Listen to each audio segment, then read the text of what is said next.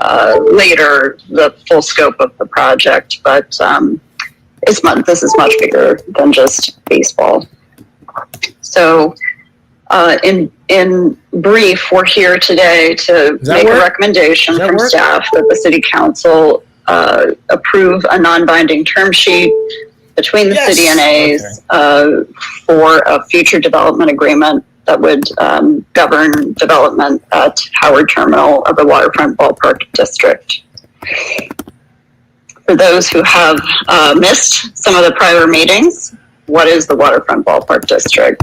So the project site itself is located just west of the existing end of Jack London Square. So here you see Water Street, the existing San Francisco Oakland ferry terminal, and this portion of the site, which is colored in green, is Howard Terminal.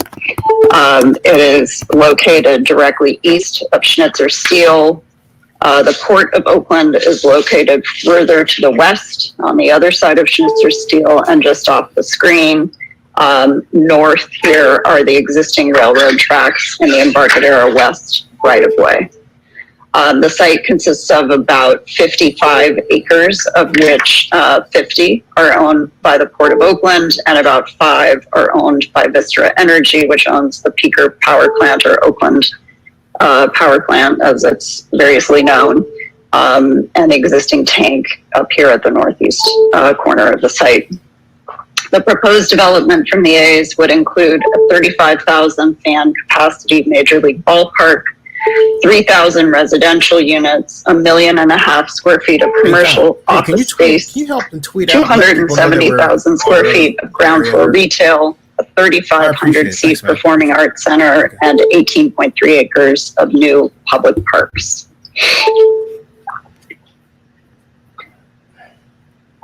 As you may imagine, there are many benefits to the proposed project, not limited to the first one listed here, which is retention of the city's last remaining professional sports franchise.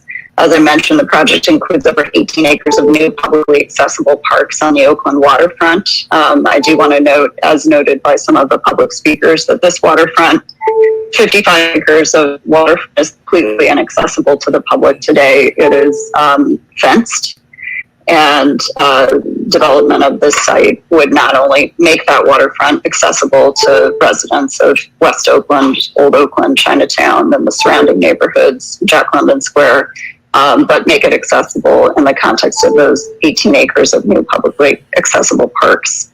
The project would provide transit-first connections to BART, bike and pedestrian facilities, a 1.5 mile extension of the San Francisco Bay Trail, public art valued at in excess of $15 million, protections against sea level rise, cleanup of toxic contaminants in soil and groundwater, new and preserved affordable housing on and off site, no net new greenhouse gas emissions, and LEED Gold standards for new construction.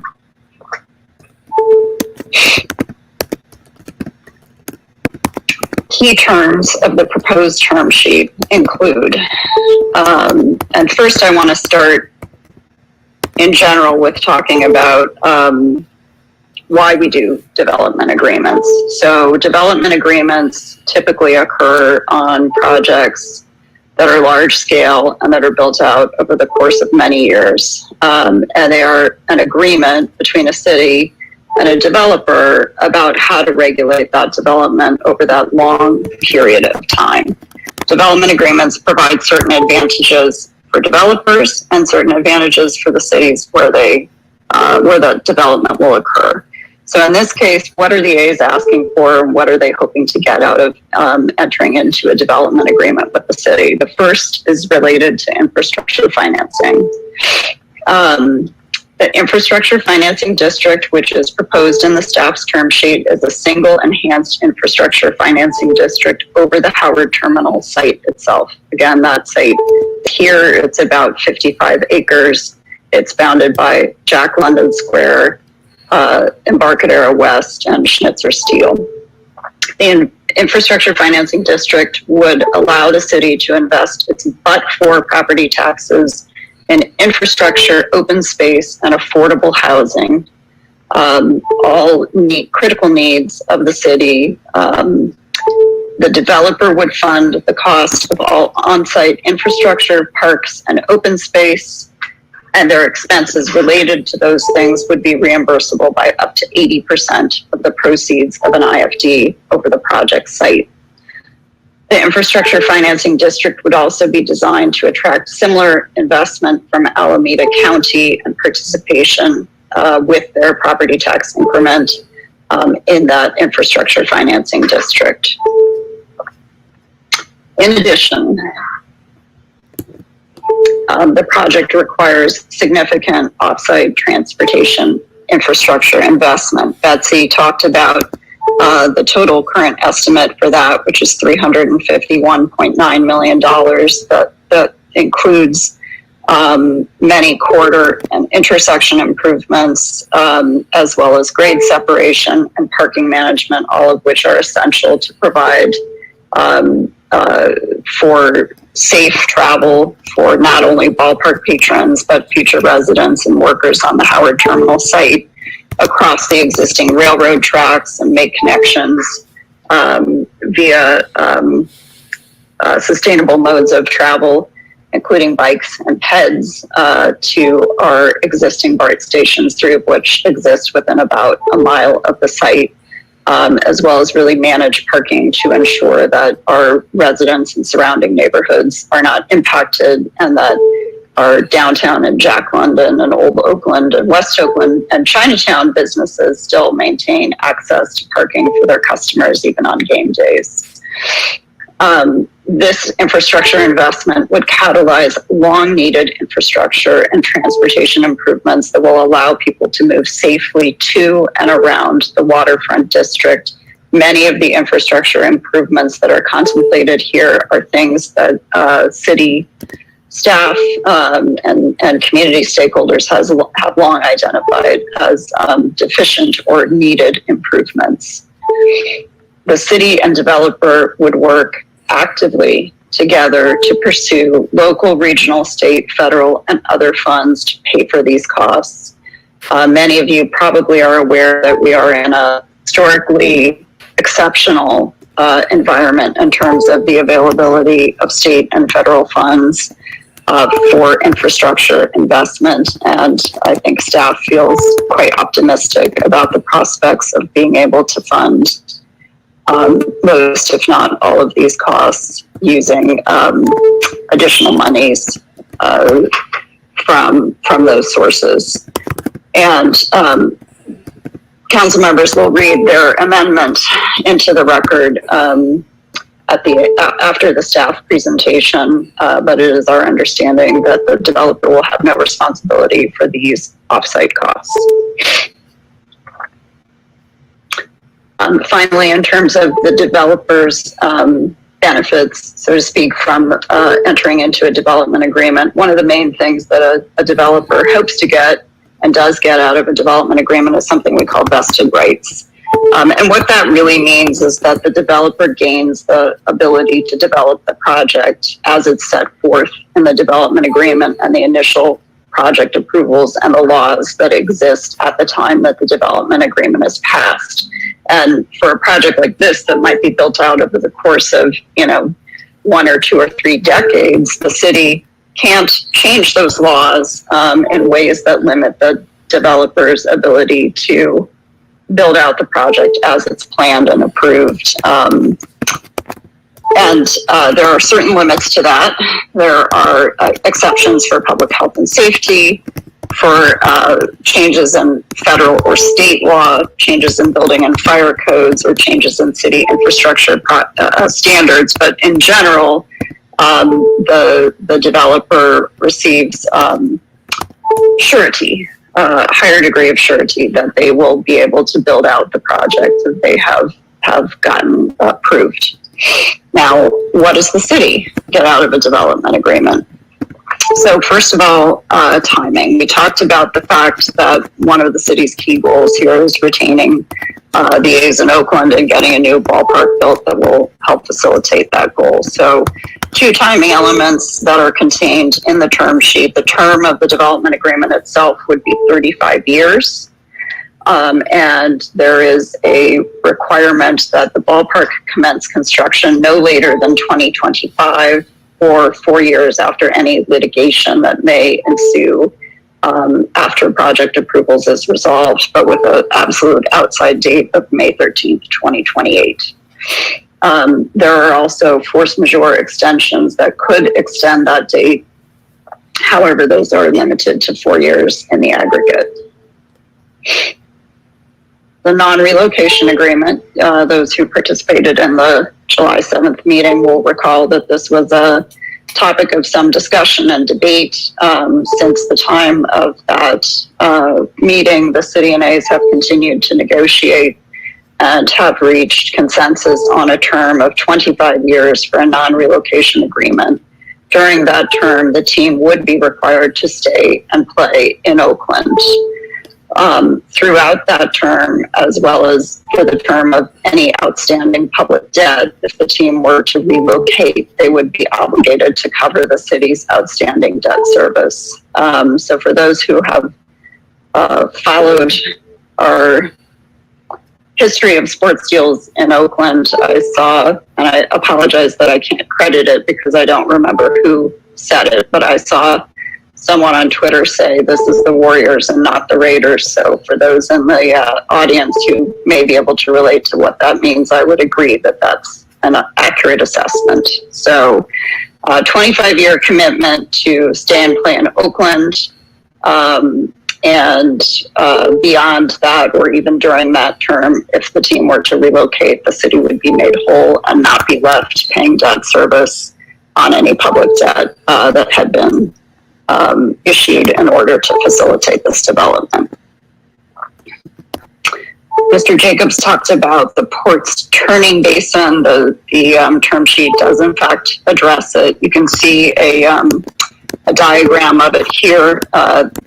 For those who are not aware of what a turning basin is, I encourage you to go out and see the ships turn sometime because it's quite fascinating to watch. But think of the Oakland estuary as a one-way street. So boats, ships cannot come in and go out, come in one end and go out the other. They actually have to come in, turn around, and go out the same way they came. And many of you may be aware ships are getting bigger.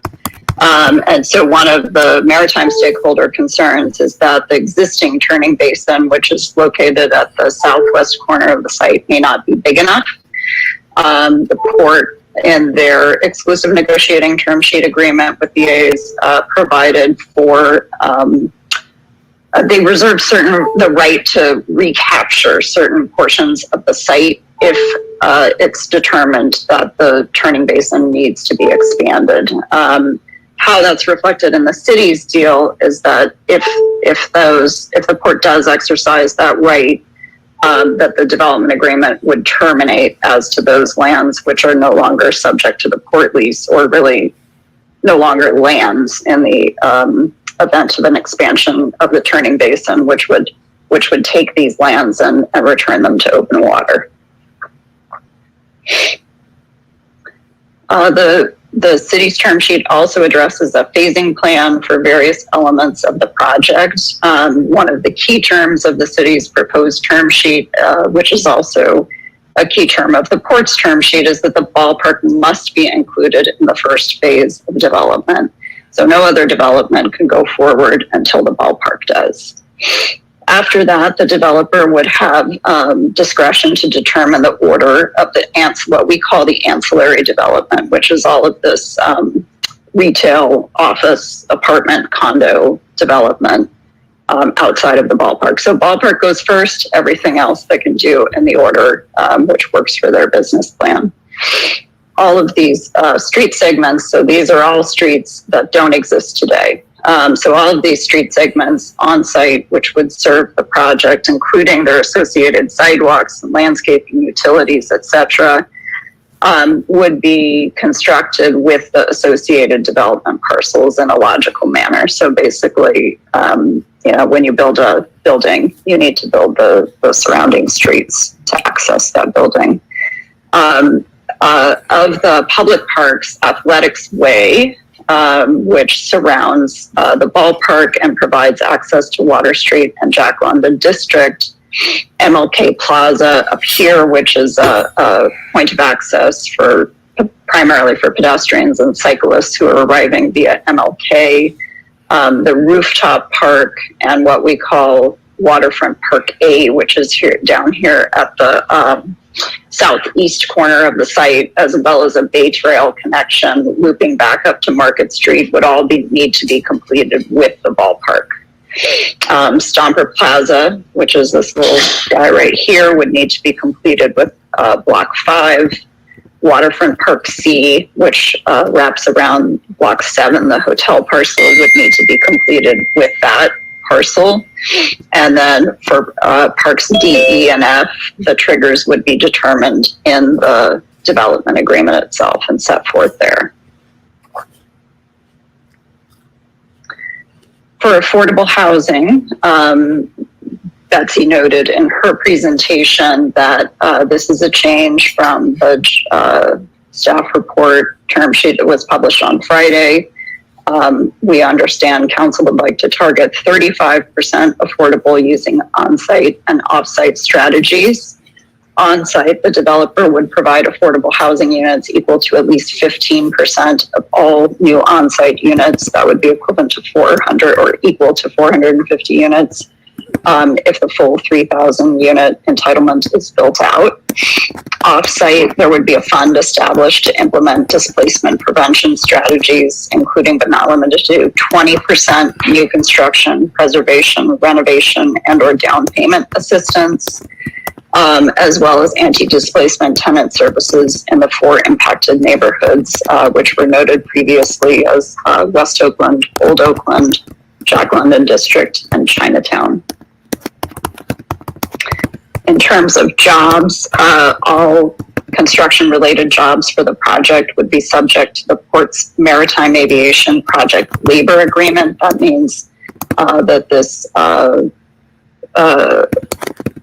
large project, including all of the infrastructure construction as well as the vertical construction, would be subject to a project labor agreement and union built. The MAPLA includes monthly contributions of 30 cents per craft hour worked to the Port's Social Justice Trust Fund. We're currently estimating that would generate about $10 million for that trust fund, which would be available for various workforce development initiatives. And I'll talk more about that in the context of the community fund. The Port also has indicated that their approach to operations jobs generally is set forth in their 2017 jobs policy for the Centerpoint Oakland Global Logistics Project would be used to form the basis for a port operations jobs policy for the proposed project. So what this means essentially is that the Port's jobs policies would apply to this project and would supersede or supplant those of the city. In addition to affordable housing and jobs, the project would bring significant, or staff has proposed that it makes significant contributions to additional community benefits through a 66-year community fund comprised of funding from the city, county, port, and A's, including the $10 million that we just talked about from the Port Social Justice Trust Fund. That would come over the first 10 to 15 years, which is essentially the construction period of the project. And those funds would be dedicated to workforce development. Both the city and the A's have proposed a 20% set aside from the on-site IFD. Those funds would be used for off-site affordable housing and anti-displacement measures and would flow in over the first 15 to 20 years. In addition, city staff has proposed a 0.75% condominium transfer fee This would run for the full 66-year term of the agreement. Most of these funds come in the later years and would total $340 million over the term.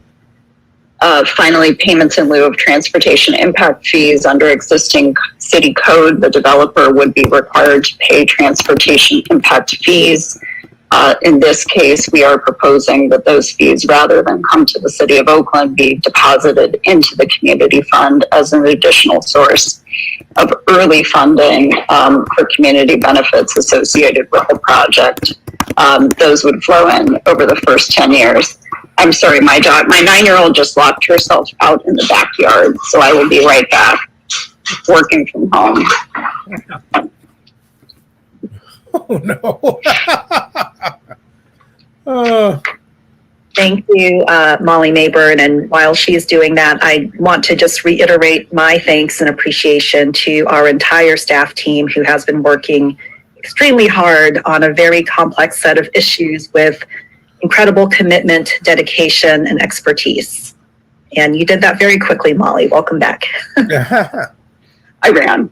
Thank you, and thank you for your kind words. In addition, as we would work from where we're hoping to be at the end of today, which is with an approved term sheet towards a development agreement, city staff would work collaboratively with community stakeholders on fund governance and enforcement, and bring those structures back to the council for their feedback and then ultimately for their approval.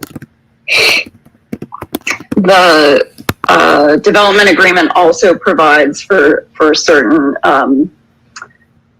reimbursement of city fees and costs. So the developer would reimburse our city costs to monitor, administer, and enforce the development agreement and other project approvals, and to process and defend current and future project approvals. What does that really mean? It means that if we get sued, they help defend those approvals.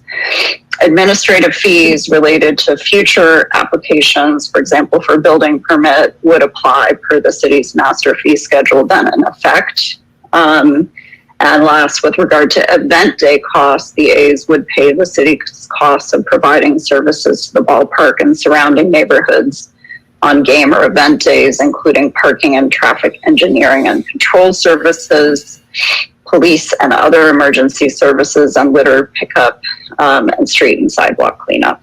So those are all significant points, as we know that 35,000 fans going to the same place at the same time can create a mess, frankly. And so we're, very appreciative of the A's willingness to work together with us to ensure that those game day services are provided in a way that's going to work for them and work for our community.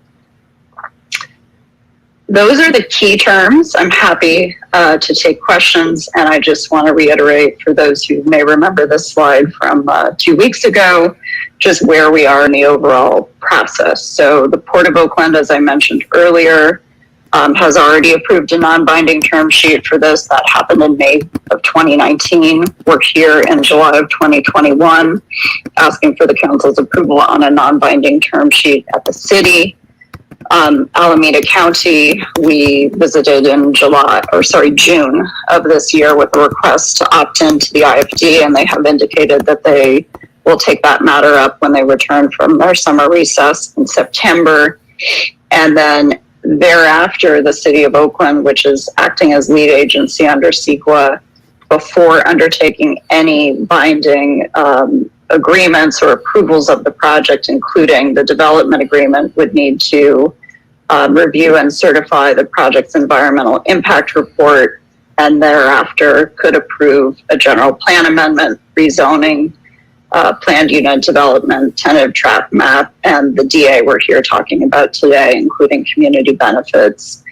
They would also need to approve a resolution of intention to form the IFD and CFD and other related approvals. The Port of Oakland would then be able to approve if they elect to do so, their option agreement and master lease, including seaport compatibility measures between the port and the A's. And last, the County of Alameda would need to appoint, should they elect to opt into the IFD, would need to appoint their members to the Public Financing Authority and approve the infrastructure financing plan. So with that, would you like me to stop sharing? Do you have the amended resolution to screen share? I believe I do. And Molly, I'll just indicate you should go to your email for the updated revised version that came while you were talking. Oh, okay. Great. Thank you. Thank you for stopping the screen share, and thank you for that presentation. As you get the screen ready for the next part of this discussion, which is sharing amendments from Vice Mayor Kaplan and myself to the presentation that you saw. I do want to, as that is happening, make sure I recognize the entirety of the city team that has been working so diligently on this project. It is in addition to our staff team under the administration. It's also the city attorney's team, including Bijal Patel and others, the mayor's office, and a team of consultants. So there's a lot of hard work and dedication that has gone into this process so far. And whenever you're ready, Molly, I believe the vice mayor is ready to present these amendments. Thank you. Thank you so much. And if we can show, excellent, the screen. And so good morning, everyone. Thank you all so much for your hard work. And I also want to thank the grassroots community members who have been advocating hard and attending years of meetings to talk about and work toward community benefits. I think that is incredibly important as we work on this term sheet, which of course, as the council president has stated, today is not the vote on the actual deal. It is direction regarding the work to conduct such a deal by giving guidance as to terms. And so as we work to give that guidance, we felt it was important to make a few amendments in that guidance. And that includes the direction that the affordable housing proportion would be 35%. It includes that there needs to be anti-displacement services specifically, so not only money to build affordable housing or acquire existing housing, but also money for services, non-capital money, to protect tenants facing wrongful evictions or other situations that could cause displacement. In addition, as some have noted, leaders of A's have stated both directly as well as publicly that their largest concern substantially with the previous version was the concern about who would pay for the off-site transportation infrastructure. And so we worked hard, many of us, to resolve that issue and to come up with a better strategy for the off-site transportation infrastructure that includes the pursuit of federal, state, regional, and countywide funds, and includes coordination with other transportation projects and resources. For those of you who want to read more about that, there is a memo in today's agenda packet bearing my name as the Kaplan memo. That is the one with more details on those transportation projects, coordination, resources, and ways to use existing buildings, parcels, parking, and other planned transportation improvements to be coordinated in a way that would be effective. We also heard and agreed about the vital need for the seaport compatibility measures, which are essential to be able to determine and resolve the potential impacts of the project on the maritime industry, and to reinforce our commitment to a strong, effective working port and to the reduction of impacts on our neighborhoods from air pollution and truck congestion by making sure that the freight transportation is handled in a way that is effective to preserve and streamline those uses and have them not conflict with one another. And so we will read in the red line. So I'm not going to actually read in the whole resolution, rather only the parts that are amended. So we can go ahead and scroll down to the amended sections. of the resolution. So this resolution is in the published packet, and the parts we are reading in are the parts that are new. So the first new whereas is whereas the Alameda County Board of Supervisors considered the city's request to adopt a motion declaring its intent to contribute Alameda County's share of incremental property taxes that will be generated from the project into any future enhanced infrastructure financing district, IFD, to be formed over the project site for the purpose of financing affordable housing, parks, and other infrastructure of community-wide significance. And we can scroll down to the next edition. And then under this whereas, we have several items listed. Item A, support for a single IFD over the property, including the pursuit of participation from both the city and Alameda County. B, request to continue to pursue a range of outside additional funding resources, including regional, state, and federal transportation infrastructure funding, including seeking Alameda County's participation in the on-site IFD. C, request for additional information regarding the port's jobs policies. D, confirmation that tenant protection measures could be supported through the proposed community fund. E, confirmation of the port's seaport compatibility measures prior to any final project approvals by council. F, commitment to creating an informal group of city, port, county, A's, community members, and local experts to track implementation of DTSC toxics remediation requirements. And whereas the Howard Terminal Community Benefits Steering Committee, consisting of representatives of the Oakland A's, City, Port of Oakland, and stakeholders from West Oakland, Old Oakland, Jack London District, and Chinatown, was created to identify community needs related to the project and prioritize solution to address such needs. And whereas the steering committee agreed to key principles for the Howard Terminal Community Benefits Agreement, including operating principle number 5, quote, the CBA will include a permanent mechanism for ongoing community monitoring and enforcement to ensure that the CBA meets its objectives and has sufficient transparency and accountability. And whereas the steering committee developed recommendations to address community needs, and those recommendations were compiled into a community benefits recommendations summary report. And we can scroll down. And here we have the additional items. A, identifying and minimizing the potential safety, economic, and environmental impacts of traffic and parking congestion on Chinatown's people, businesses, and cultural institutions, which shall include, but is not limited to, defining an effective role for Chinatown representatives in implementing the project's transportation management plan. B, securing additional under-freeway parking and prioritizing the use of Chinatown parking garages for cultural events when they occur at the same time as ballpark events.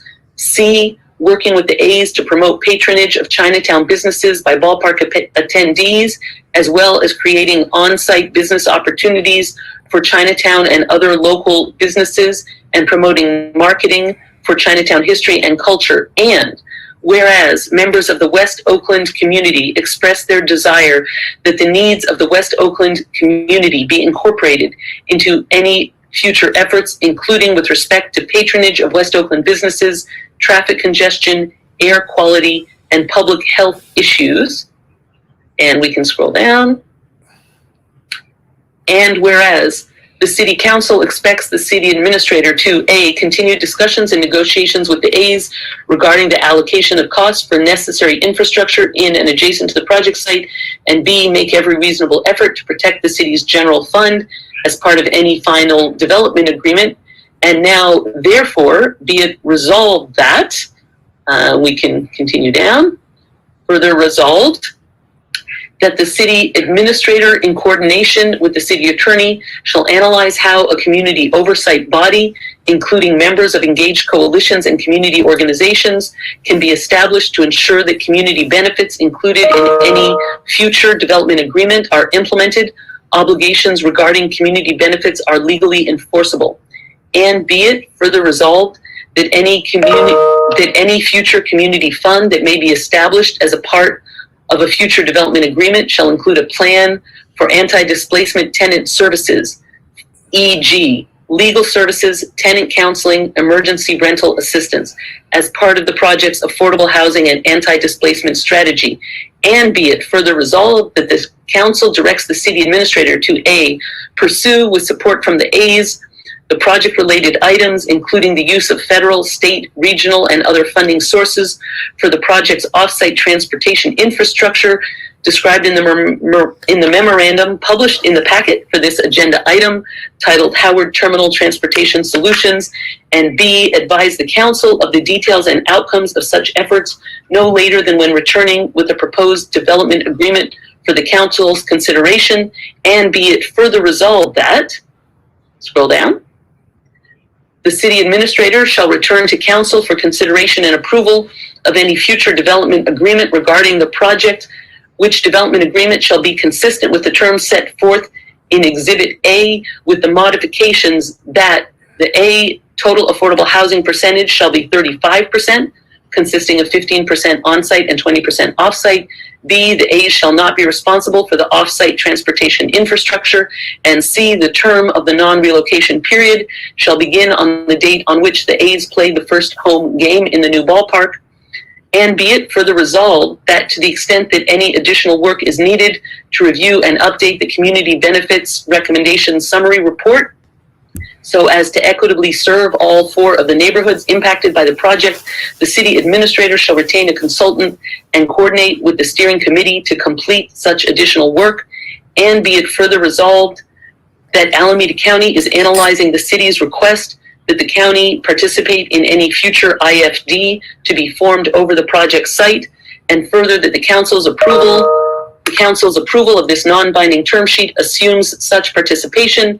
And be it further resolved that, and we can scroll down, I believe that may be the last addition, that is, thank you so much. So those are the amendments, and I would note with our great appreciation to the neighborhood communities and coalitions, including Chinatown and West Oakland, who have given their feedback, as well as the affordable housing advocates and community who have also stressed the importance of anti-displacement services being made available, in addition to advocating for a strong inclusion of affordable housing.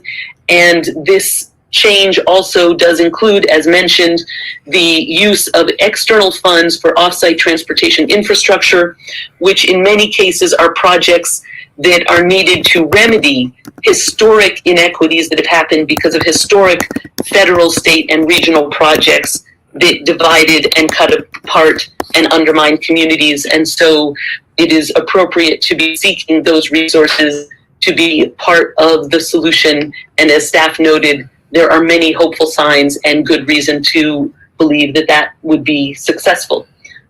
So thank you so much. And that is the amended resolution. Thank you, Vice Mayor Kaplan. So having heard the staff presentation and the amendments to the legislation before us, we are now going to move to hearing from Dave Cavell from the Oakland A's, and then we will open it up for the council discussion. And recognizing that we have less than 90 minutes left for this meeting, I will run the clock. I will allow Dave 5 minutes. I will also allow Councilmember Fife, the representative of the district where the development would be, 5 minutes, and want to ensure that she in particular has the time needed and run the 2-minute clock on the rest of us.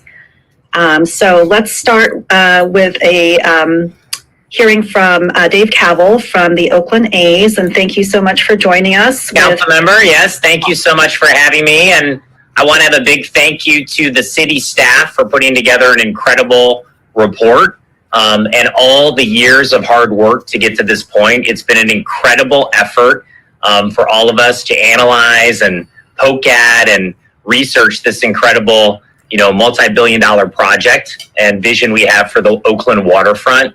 We're very excited to get to a yes vote on this, to continue to move forward in a positive way, to bring a new home to the A's, to the waterfront, thousands of new jobs, billions of dollars in economic impact, really environmental sustainability and justice and opening up the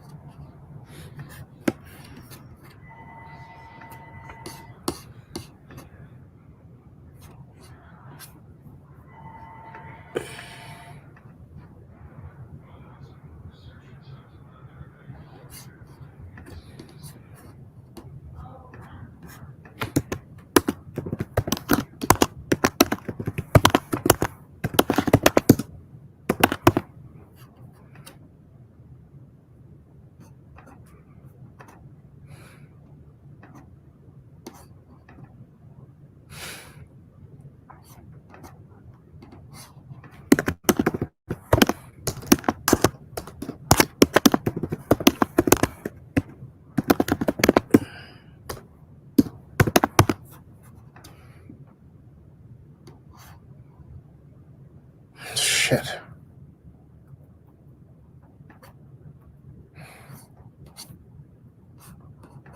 Ah.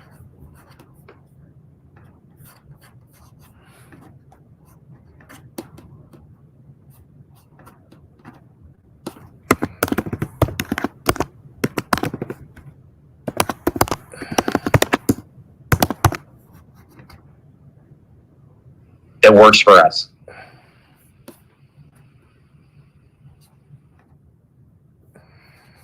You're muted. Yeah, I see that. Thank you. So, Madam Chair, that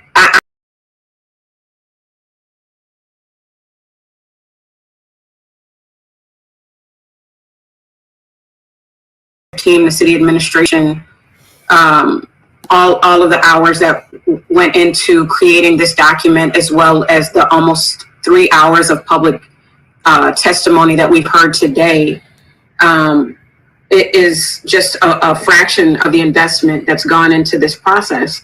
And even with this amazing product that's been put forward, it still doesn't address some of the deepest concerns of the constituents in my district. So if the A's are not happy with what was produced today and are still talking about leaving after the city has bent over backwards and provided some of their best work in the interest of Oakland residents, and come up with all of these concessions, even about how these wealthy owners don't have to pay for off-site infrastructure. I don't know where we go from here after doing somersaults, after receiving insults, after being disrespected, after all of the things Oakland A's fans and Oakland residents have gone through over this last little while. I don't know where we go from here if they're still telling us that they are not rooted in Oakland, that they are not willing to accept what the city staff has put together. If we have to work over the next 2 weeks to come up with it's not a negotiation. It's really do what we say or we will leave. That is not rooted. That is not respectful.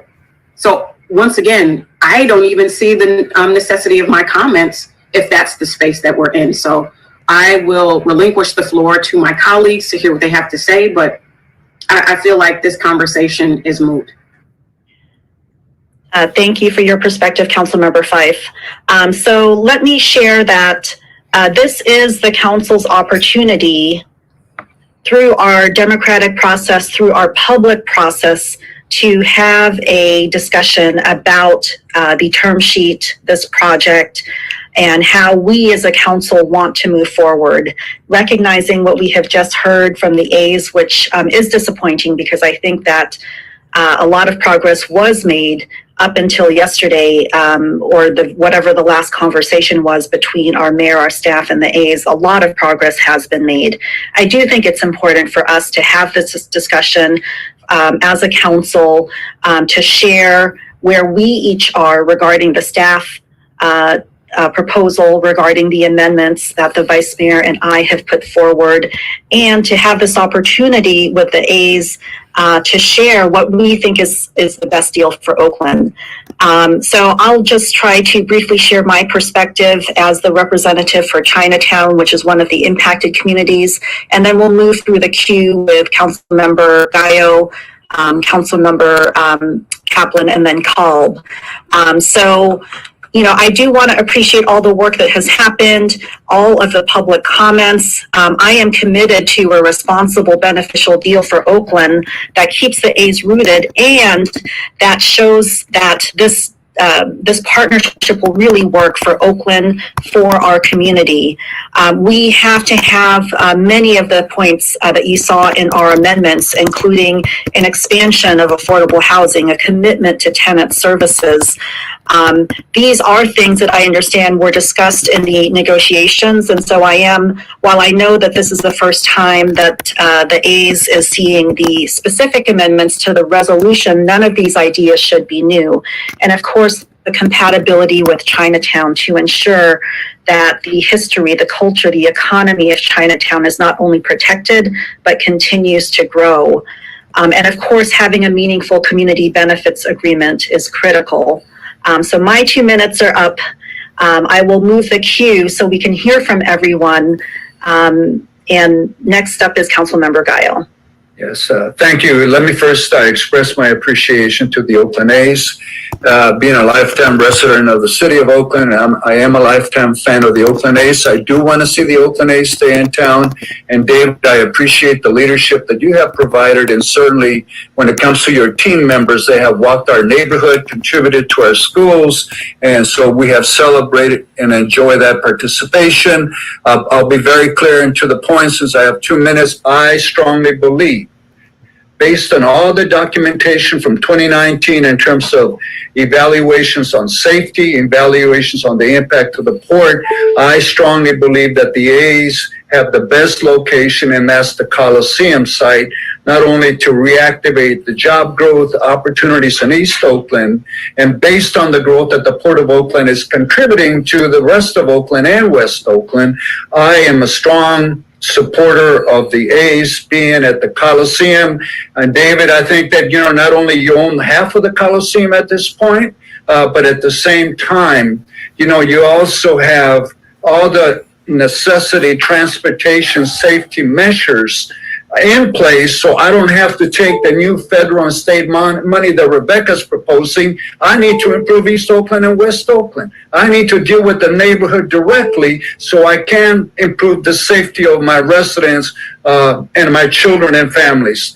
And in saying that, David, I think that the other thing that's available to you, you have over at Harbor Bay, you have the old Raider training facility where Oakland owns half of it and the county owns the other half. Here it is, an attractive site that could be the Oakland A's office. It could be the Oakland A's invitation to teams coming in, because the airport is 5 minutes away from you. And so there are many opportunities, but I will support. I think we're done with all the terms. Well, I do support going and staying at the Coliseum, because you have all the structures, the land, the money, and certainly the commitment of the city of Oakland to move and rebuild a new stadium, rebuild East Oakland, and that's where I'm going to stay firm, to stay at the Coliseum. Thank you, David, for the work that you do. Thank you. Thank you, Councilmember Gallo. Before we move through the queue, I think that you raise an important point regarding the Coliseum, and many public speakers raise this point too. This is obviously not what we're talking about today, but I do want to give the staff an opportunity, as well as Mr. Cavill, if you like, just to remind us about what that discussion has been about the Coliseum, so that information is clear for the public. So Administrator Riskin or Assistant City Administrator Betsy Lake, if you want to just help share for the public what that history has been, I think that would be helpful.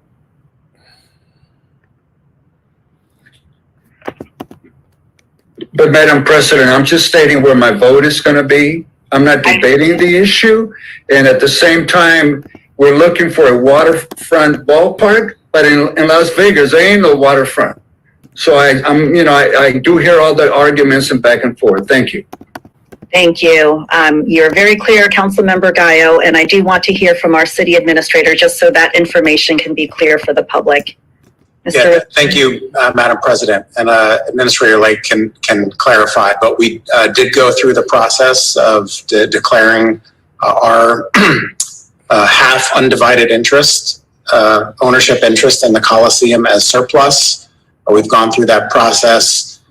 We have offered to the A's the same arrangement that they got or that they entered into with the county. But our understanding is that the A's are very much focused on prioritizing the development at Howard Terminal, and there has been no forward progress in terms of advancing a sale or lease or any other arrangement with the A's at the Coliseum property. So the city has been open to that with direction from the city council, but that has not advanced, and our focus with the A's has been on Howard Terminal.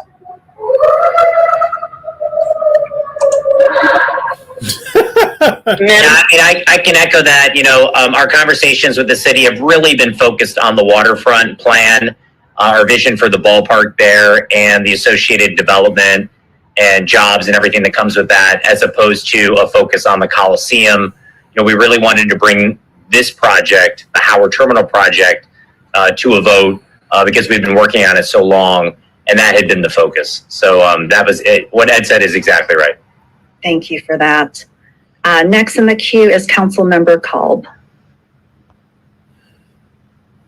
Thank you, Madam Chair. And I want to thank the city staff who have worked diligently for years.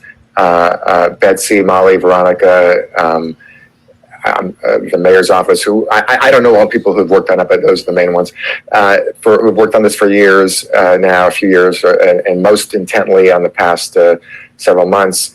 And appreciate also the information that came out at the study session a couple of weeks ago. I have some clarification questions for city staff, and I'll try to be quick and snappy on these. I know we're short on time. On affordable housing, to the city staff, would it be correct to say that the A's have essentially agreed to obey the minimum requirements that we have under law, and really not one penny more when it comes to affordable housing? Would that be accurate? To our staff. I want to answer the question accurately. So we've had a lot of negotiations. And I don't want to put words in Dave's mouth about what the A's have or have not agreed to. But I think that the staff proposal that's, put forward right now provides, for the council's consideration, provides certainly for higher levels of affordability on and off site than would be provided under our code. But to the extent that there are, that there is affordable housing that's being provided beyond what would be required by code, the costs of that would be fronted by the A's, but reimbursable by the IFD. Okay, so in terms of who's paying for the affordable housing over time, ultimately, the A's obviously are going to have to pay what's required by our code, but they're not. It does not appear that they're agreeing to pay anything more than that. That's my understanding. I just wanted to confirm that publicly. On infrastructure,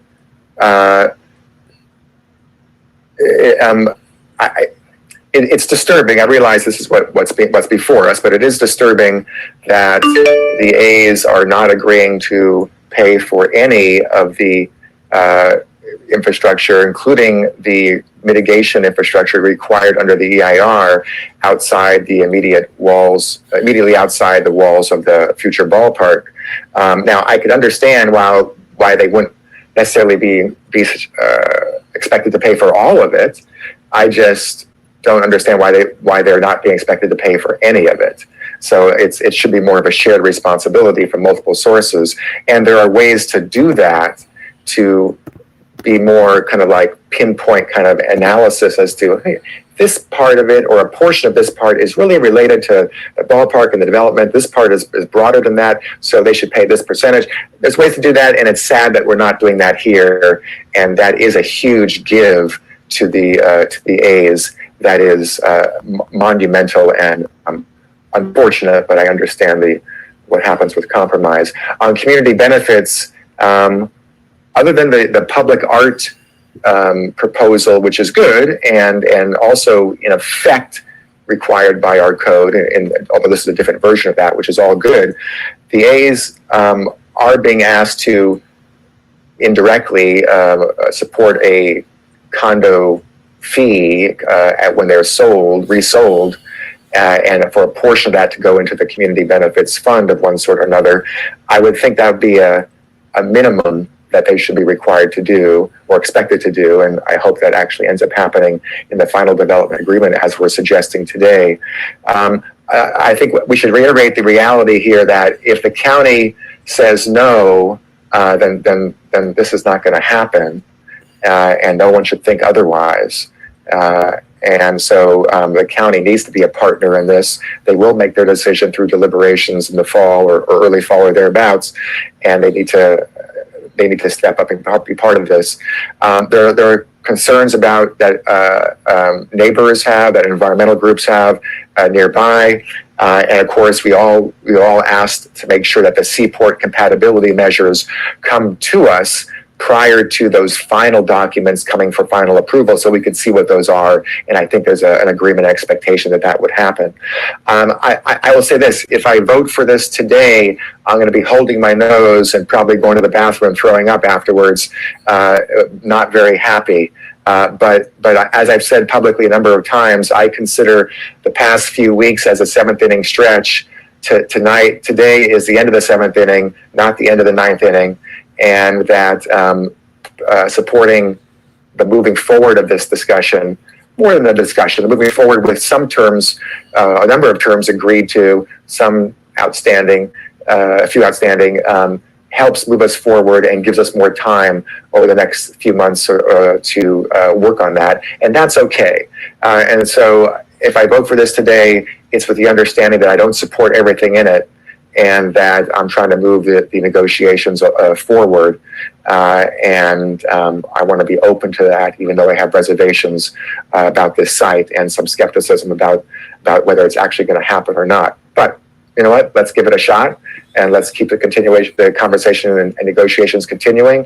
So those are my thoughts for now. I appreciate the additional amendments, including a few that I asked for in the resolution. And for now, those are my comments. Thank you, Councilmember Kalb. Councilmember Taylor. Great.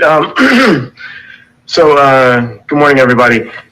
We're here as council, as staff, community. We're here to put Oakland first. And I agree with staff's sort of starting point. Putting Oakland first means that we are aligning around the community benefits and making sure that Oakland gets the value that is anticipated, the impact on our residents that has been specified through the community benefits process. It's also critical that we not put the general fund at risk. And so I'm appreciative to staff who have been really working hard to make sure that we are finding that win-win that allows us to move forward with putting Oakland first while also figuring out a way to keep the A's here. So similarly appreciative to all the community members who have come out, the 1,000 that are on the line today, the many who have been working for many years to make sure that we can get this right. I am pleased with the good, significant progress that we have seen, especially over the past, week or two, in terms of bridging the gap. I think, as Councilmember Kalb mentioned, we are not at the end. We are here. I believe that one of the reasons that the A's asked us to have this this vote and meeting was to show where we are, because we hadn't been able to do that publicly, and also to make sure that we're making forward progress, momentum towards in a certain direction to see where that alignment is. So I think that's important for this non-binding vote. I do take issue with how the A's have shown up through this process. The bullying tactics, the sleight of hand, the tweets from Vegas meant to taunt and sort of provoke. If we were voting on the A's and sort of how they behave in that piece, it would certainly be a no vote. But we've got to put Oakland first. What is it that we are working towards in order to create the benefit, the value, the creation that? I think there are a ton of benefits. I'm appreciative to Vice Mayor Kaplan and others who have been sitting down with the amendments that came forward. I think many of them helped to crystallize a lot of what we've heard from community, making sure that those get captured, also figuring out ways to creatively bridge the gap. So the 35% affordable housing, the tenant protections, the job creation, I think it's absolutely critical and great to see the labor support with the adherence to MAPLA and Centerpoint and other sort of contributions that are coming. I guess in general, I will say, since my time is up, I think the term sheet that the A's published back in the spring, clearly not acceptable. And the work that we've been doing to kind of bridge that gap and identify what could be done in alignment, I think is great. I am willing to support moving forward. I think with what Vice Mayor Kaplan read in the amendments, I think that it's important to move that direction. Similarly, I am not satisfied with everything that's there. I think there are a number of things that are gaps, like the fact that we haven't figured out how to get access to the affordable housing fund quickly, immediately, figuring out some ways to make sure that we do have those seaport compatibility measures addressing the needs of our port workers and those mitigations that are coming with the draft EIR. So that's where I am. I'll pause and listen to what everyone else has to share. Thank you. Thank you. President Pro Tem Tao. Thank you so much for all your work, Council President, and to the Vice Mayor, especially city staff, Betsy Lake, you and your team. Amazing work. I know that it's been a lot of many hours. You know, and I also want to appreciate the A's coming to the table. But I want to, you know, I just want to make sure that the public is clear in regards to what we're doing today. And today's vote is a non-binding draft term sheet, right? Our vote today, it's not going to commit anyone to this project, but it will further give us direction how we move forward with our Oakland values, with negotiations as a city with the Oakland A's. And my goal is to keep the A's in Oakland. And as a financial steward for all Oaklanders, it's also my goal and job to secure, you know, to ensure that we are using taxpayer revenue responsibly and to not make a decision that could risk negative impacts to our general fund, like what you heard a city staff said earlier.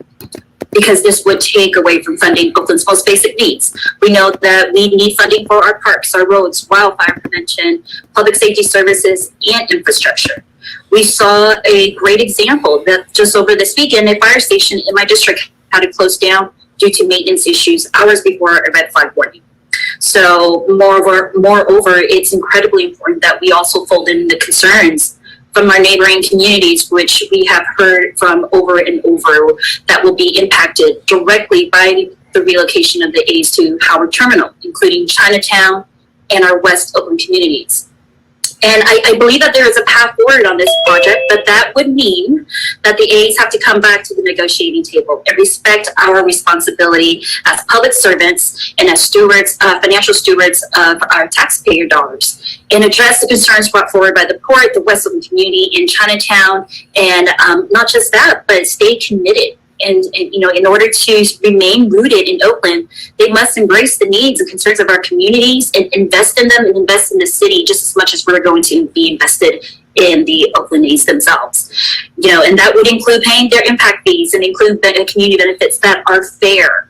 And that's the key word, that are fair.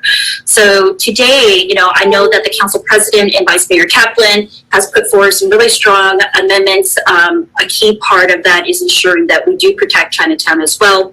And so today, if that is the motion I don't know who will be making the motion, but if that's the motion to accept staff's recommendation with the amendments by Council President Bass and Vice Mayor Kaplan, then I would be supporting that, but I want to be very clear that this is just the beginning of the conversation, of ongoing negotiations and conversation. And I really hope that the A's will put the best foot forward and stay rooted in Oakland. We really want you to stay rooted in Oakland, but you've got to want to stay rooted in Oakland yourself too. And I hope that that's the case. Thank you. Thank you. I will entertain a motion, but I do want to make sure we hear from all of the council members first, including Council Member Reed, and then we will allow for motions. So Council Member Reed, go ahead. Thank you. And thank you all for the birthday messages and love. I feel it. I appreciate it. Thank you, Molly, Betsy, and team for just how you've been leading us through this process, and for the community for how you've been staying engaged with us, how you're working to hold us all accountable. I will say for our staff, you've answered many of our questions in briefings and public forums through these meetings, and we know that there's still a lot of work as we progress in negotiating and hoping to do so transparently as this forum will allow us. So I'm going to share some comments, more so just to the public, on my thoughts beyond the disappointing feedback that we heard opening from Mr. Caval. So I shared at our July 7 CED meeting the sentiments of several speakers, along with those that Councilmember Guile has expressed, that I too long supported. I sat at many of those East Oakland community tables for the A's to remain at the Coliseum in East Oakland. And we know that the A's has made a business decision where they're moving their investment interest and vision from East Oakland. And so here we are. This has been a complex issue for our community to weigh.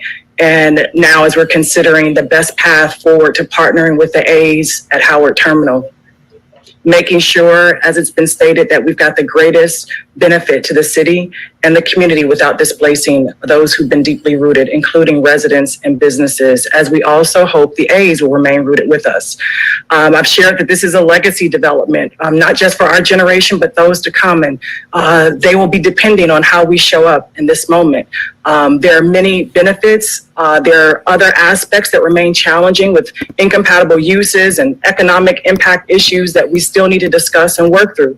And I'll certainly ask a question that really ties into how we await the response to the EIR, the Seaport compatibility measures, the mitigation plan, as we also continue to stand firm on our community benefits to benefit us without putting our finances at greater risk, with many critical city services and needs to support us financially beyond the one-time funding that we've been operating on. So Councilmember Cobb mentioned that there are commitments that we are anticipating and hope to have from the county. And we realize that we've got to work collaboratively to leverage more funding to invest in the infrastructure and transportation improvements with our state and our federal partners.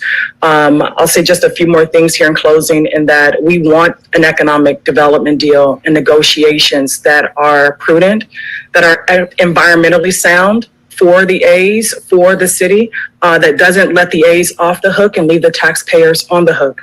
And so I'm committed to advancing through this process, strong community benefits as Council President Bass and Vice Mayor Kaplan laid out for affordable housing, to preserve our long-term residents with anti-displacement services and funds, to protect our labor jobs and provide more long-term careers for Black and Brown residents, and especially prioritizes the impacted community members in areas surrounding this project. And I appreciate the staff bringing forth proposed non-relocation terms that I can be supportive of. And so in closing, I'll just say that we know that more negotiations have to continue. More community discussions are before us. And I support what staff has outlined in the terms. And I'm committed to build on those terms and the path forward with the A's and our community. I hope the A's stay at the table. I hope, Mr. Caval, that you all will work and negotiate in full transparency with us. You are absolutely right, sir. It has not been an effective path to have terms negotiated with minimal time to consider, as we have had brought before us via Twitter and other public forums. And so we hope that this public process provides clarity over any confusion, especially to our public that's depending on us and how we show up together, and not allowing those discussions to continue through medium forums. We hear the sound bites, we see the social media posts, and that's not how I believe a deeply rooted relationship should progress towards a deal that hits a home run for all of us. So let's work together.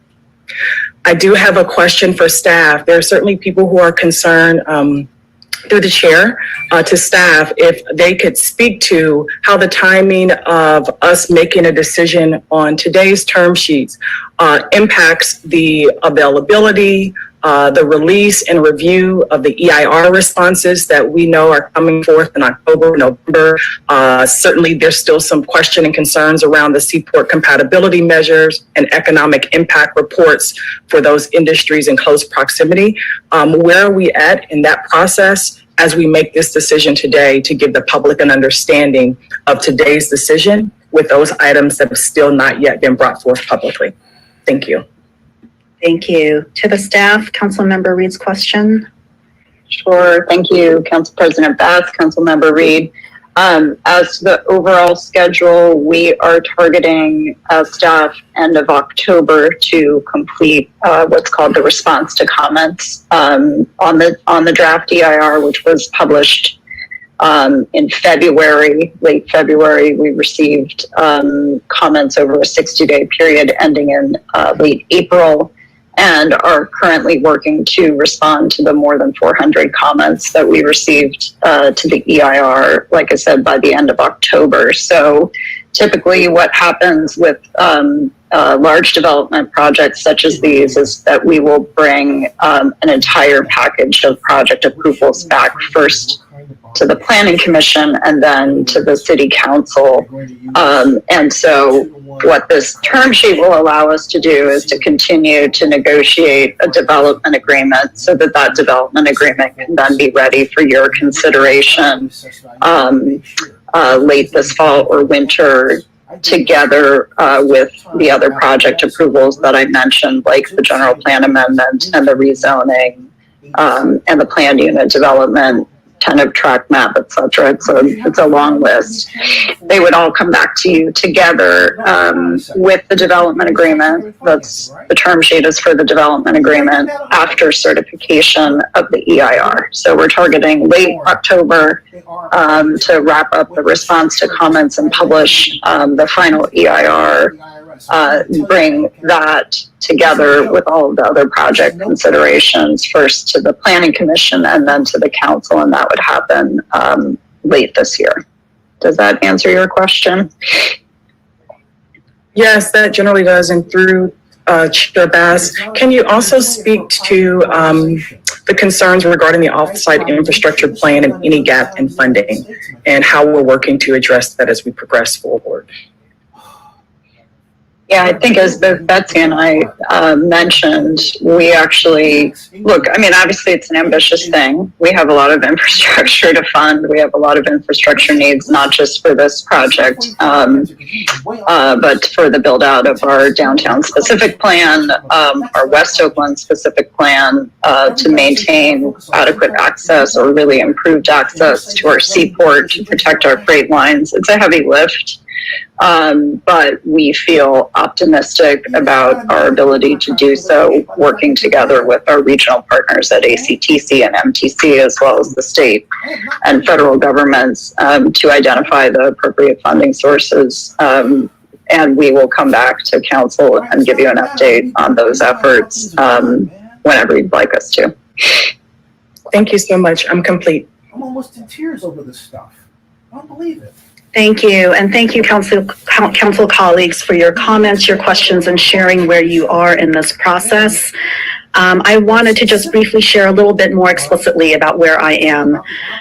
So I really want a win-win here for Oakland.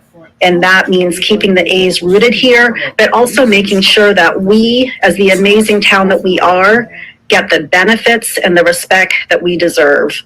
And so I want to share that I am supportive of the proposed amendments to the resolution, which I was a part of drafting together with the vice mayor and in collaboration with those who were negotiating. This has to be a good deal for our taxpayers. That is crystal clear. I will not allow our taxpayers to be on the hook. And I do agree with the staff presentation that there are tremendous infrastructure opportunities that we can work on together. Secondly, this has to be a deal that allows our port to continue to thrive and to grow. As you heard from public comments, we have a world-class port as well, and we need to make sure that our port and those jobs are protected. And then thirdly, this deal has to really benefit the most impacted communities, those 4 communities who live around the proposed ballpark, the West Oakland community certainly, and also the Chinatown community that I represent. I know that many Chinatown communities have been decimated by development, and prior to me becoming a council member, there were a number of housing developments that were approved that are really impacting Chinatown, pushing people out, pricing people out, really causing challenges with our business community, our resident community. And so this is an opportunity to make sure that we preserve Chinatown, our living Chinatown, and that is something that I will fight for. Secondly, I want to say to the A's, this is a good deal. We have been negotiating in good faith. We have come to the table, made concessions. This is a good deal. Oakland is an amazing place to be rooted, and we want to make sure that we get a good deal from this project. And we believe that I believe that by passing this term sheet, which again is a roadmap for continued negotiations, that we can get there. So with that, I will entertain a motion to move us forward. President Pro Tem Tao. Thank you, Council President. I know that, in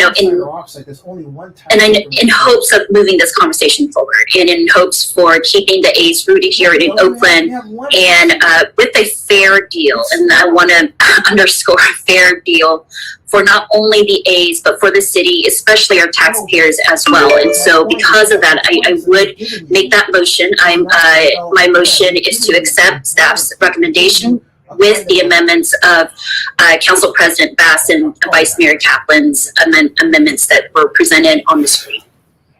Thank you, and I am happy to second that motion. So we now have a motion and second on the floor. I'll take a final round of comments from my colleagues. I will take first Council Member Fife and then Council Members Cald and Gayo. Thank you, Madam Chair. And through the chair, maybe to Betsy or Molly, I guess to respond to one of the earlier questions made by Mr. Cavill, is it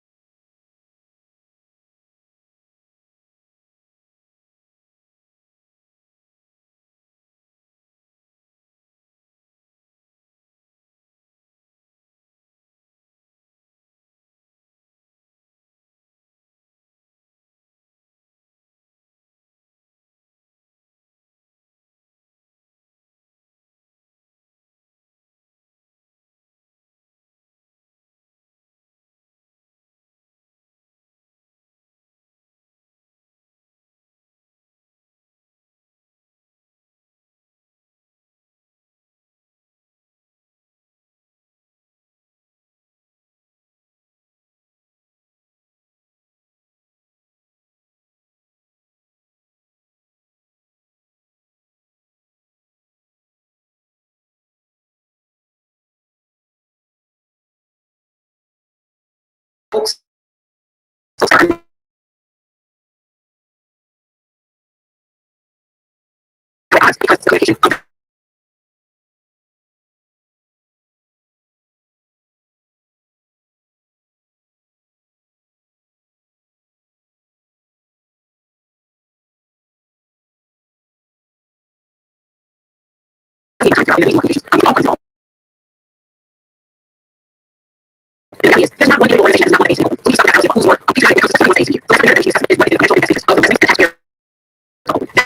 discussing, and how do we perform the least harm to not only our maritime industry, that we are still dealing with the impacts of COVID, but also our directly impacted neighbors. So, Madam Chair, that's all I just shared. But once again,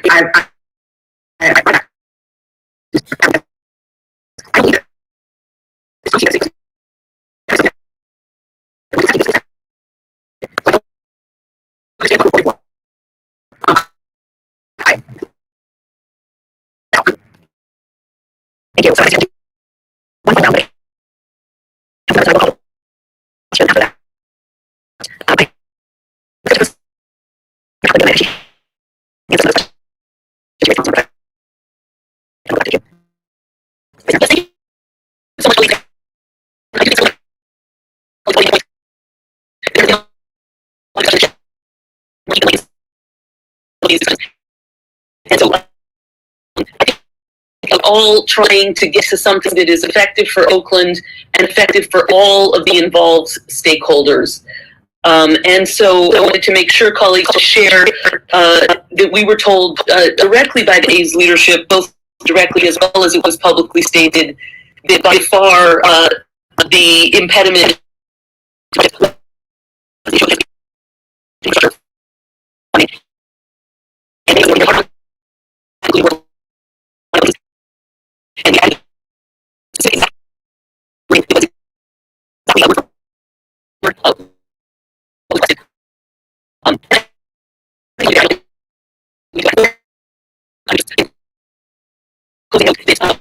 projects, we don't come to an open council meeting at this early stage when we're just giving staff direction to negotiate.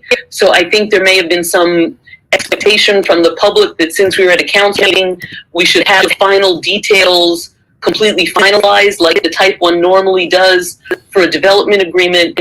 And I would just note that today is not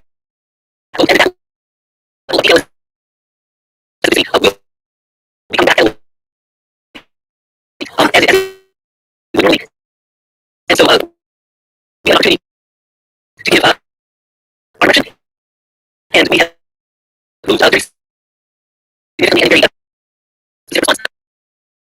were made, and this is an opportunity for the team to stay rooted in Oakland and for us to do so in a way that's effective for our community. Thank you. Thank you. President Pro Tem Tao, and then Council Members Kolb and Gaio. Oh no, that was just.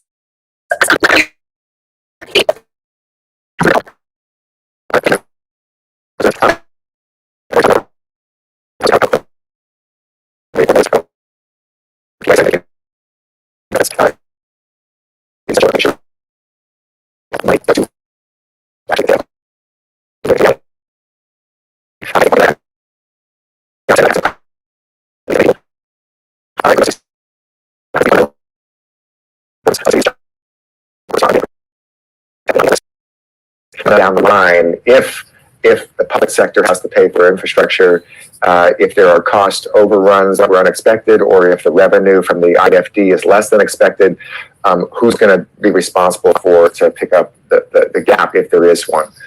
This is a fundamental question that must be answered.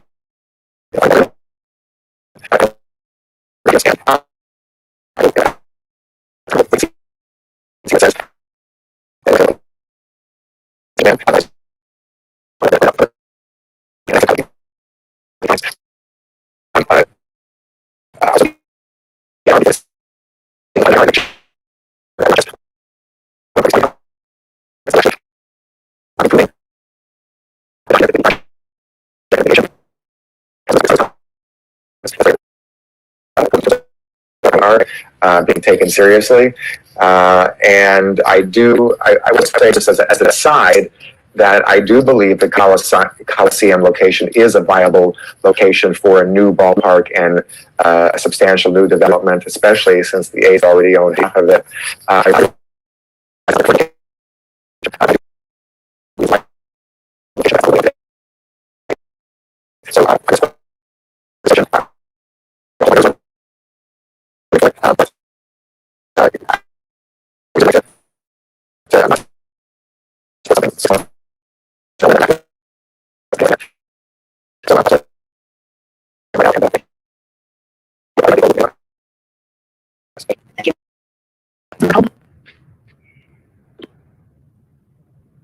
You looking for Gaio?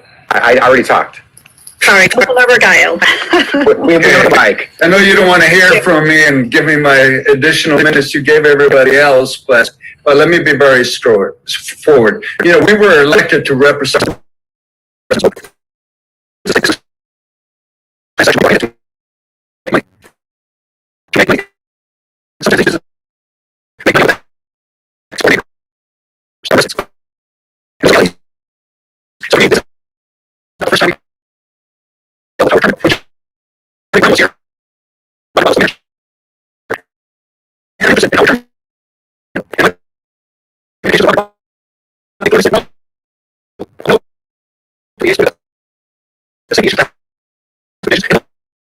Oakland.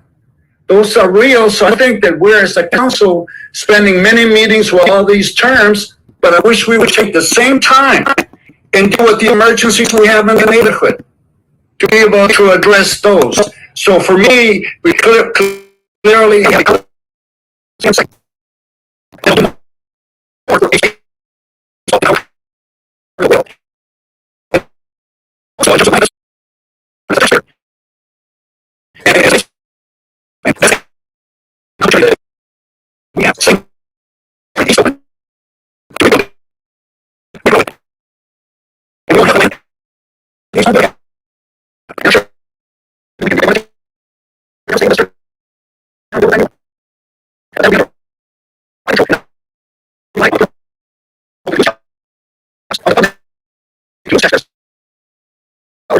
well, the state and federal are going to give us more transportation money. Well, then give it to us in the neighborhood of East Oakland so we can fix the streets. Give us to us in West Oakland so we can fix the streets and make them safer for our children and families. So I'm going to vote no today because I think we need to.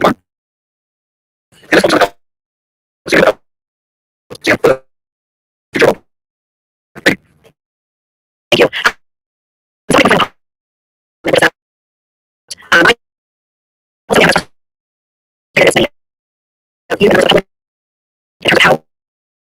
How this negotiation moving forward, including and the media. I also want to hear that we as a council have a clear opportunity to give direction to our staff to continue negotiating with the A's and move forward, recognizing that this is not the final deal. And again, with the amended resolution, I do believe that we have a roadmap for ensuring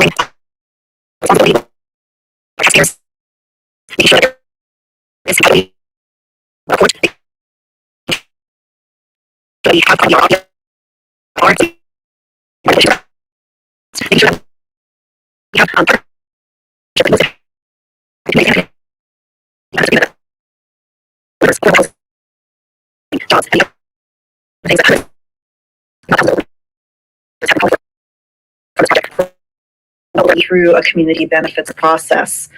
And I, just like many of you, want to make sure this is not another bad deal for Oakland, that we have a real partnership, that it's a responsible development. And with my vote, even though this isn't perfect, for me, this is a real opportunity for us to stand together as a city, knowing that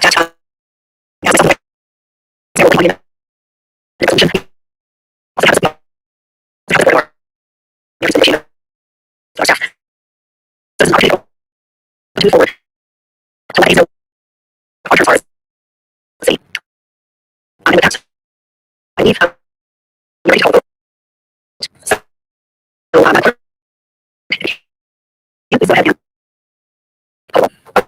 Okay, I will allow one more comment from Councilmember Fife. Go ahead. It's a clarifying question to you, Madam Chair. So would a yes vote to keep the A's at the negotiation table? A yes vote adopts the resolution as amended, and it is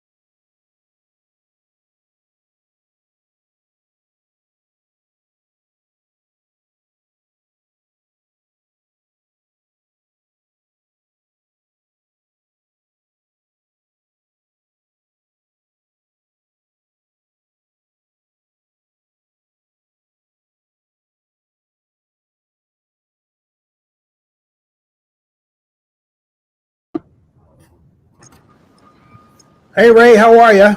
Hey, what's going on, Zenny? How you doing? Are we live right now? We're live, yeah. I'm also bringing in the vote because they were doing that. I got a bit of a problem with the my computer keeps crashed on me at the wrong moment, so I'm trying to bring this back right now. Hey everybody, this is legendary Ray Perez. Ray, while I'm doing this, tell them what you think about what's going on here. Just in case anybody doesn't know, I'm also formerly known as Dr. Death. So I want to I just want to start off with saying, I've been really disengaged from this whole age relocation talk. I kind of peer in whenever, kind of catch up where we're at, following Casey Pratt's tweets, kind of keeping myself up to date. But it's like, City of Oakland just cannot get out of their own way. The A's play. My daughter's been going with me. She's 8. My youngest son, he's 2, and I want to take him to more of the ball games. And then me and my wife have another baby, and the baby's due any day. And it would mean so much to me to continue to take him to all the games. You know what I mean? It's like a family tradition. My dad used to take me, and I recruited a lot of people to just go to the games. And you know what I mean? I hope this settles. And if I had money, if I had $1 billion or $1 million, I would love to be a part of this. Is this public comment, Zenny? Happy. Hold on a Thank second. you for your time. So, hey, if this is public comment, I'm going to hang up here because I want to go give public comment to them, if that's okay. It's up to you, but there's thousands of people ahead of you. So There is, so it won't even make a difference then, huh? Yeah. Well, you're making a difference here. You're better off. Yeah, okay. Right. The next speaker, Mark Anthony Jordan, is next. So, what's happening? No, so you know what? I want to say this. I don't agree. You have an older version of Zoom. Promote you as a panelist. To please make sure you put the video off. Desert, but you know where there is water? You know where there's a waterfront? Yeah. San Francisco. That's and Mark Jordan. You can't go to the Giants ballpark and see this majestic ballpark and then come back to East Oakland. With all due respect, I love Oakland. And think that that site at the Coliseum site is going to somehow compete with the market with what the Giants have there. Anthony Mark Gallo, it has this all wrong. It's not just about Las Vegas. It's about the 6th largest economy in the world, and it's about having another baseball team that you have to compete with. Okay, we'll give the Giants opportunity. If you're we have in the to middle move of on East to the Oakland, next speaker. Football stadium, it will work. We're going to put you back in the attendees But you have to build at Howard Terminal. Do I know the complexities of it? together. But I do think that Noel Gallo and some of the council members are just out of touch. And if they're muted, we need to go down this route and they don't go forward with Howard Terminal, they're going to regret it for years to Linda come. Adams, and I am a longshore African American woman down at the hey, port, Ray, and I am just appalled that we even got to this point. I don't know if there's a difference between the A's and the Raiders, right? Over 80,000 Right now is, from my perspective, you tell me if I'm wrong, I see the A's and Cabell actually negotiating. And you're with this, talking I don't about agree with that. yeah, there's a kind kind of of off here. I can provide this number. they I don't go think to this the number's college. too low. That's how negotiating They're talking about works. supplemental jobs. I can't remember the last time the Raiders they've already built for the Raiders that they turn around and left. And pay your employees City of Oakland to disagree with. I don't. Do you? stipend that they one? to not use it as a supplemental job. That is my I hear issue. you. This I is hear you. going to affect my job. And we have see Gallo fight. So Gallo was no. Who was the abstention? Carol Fife was the abstention. So did this go through?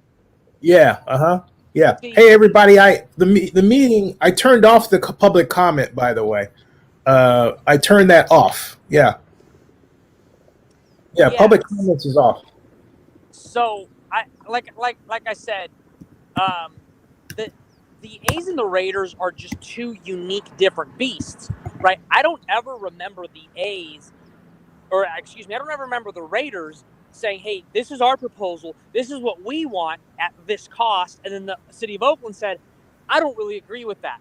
I don't think so. We're off by $100 million." Correct me if I'm wrong, Zenny, but at least with the A's in the City of Oakland, they actually have a specific figure where they disagree on.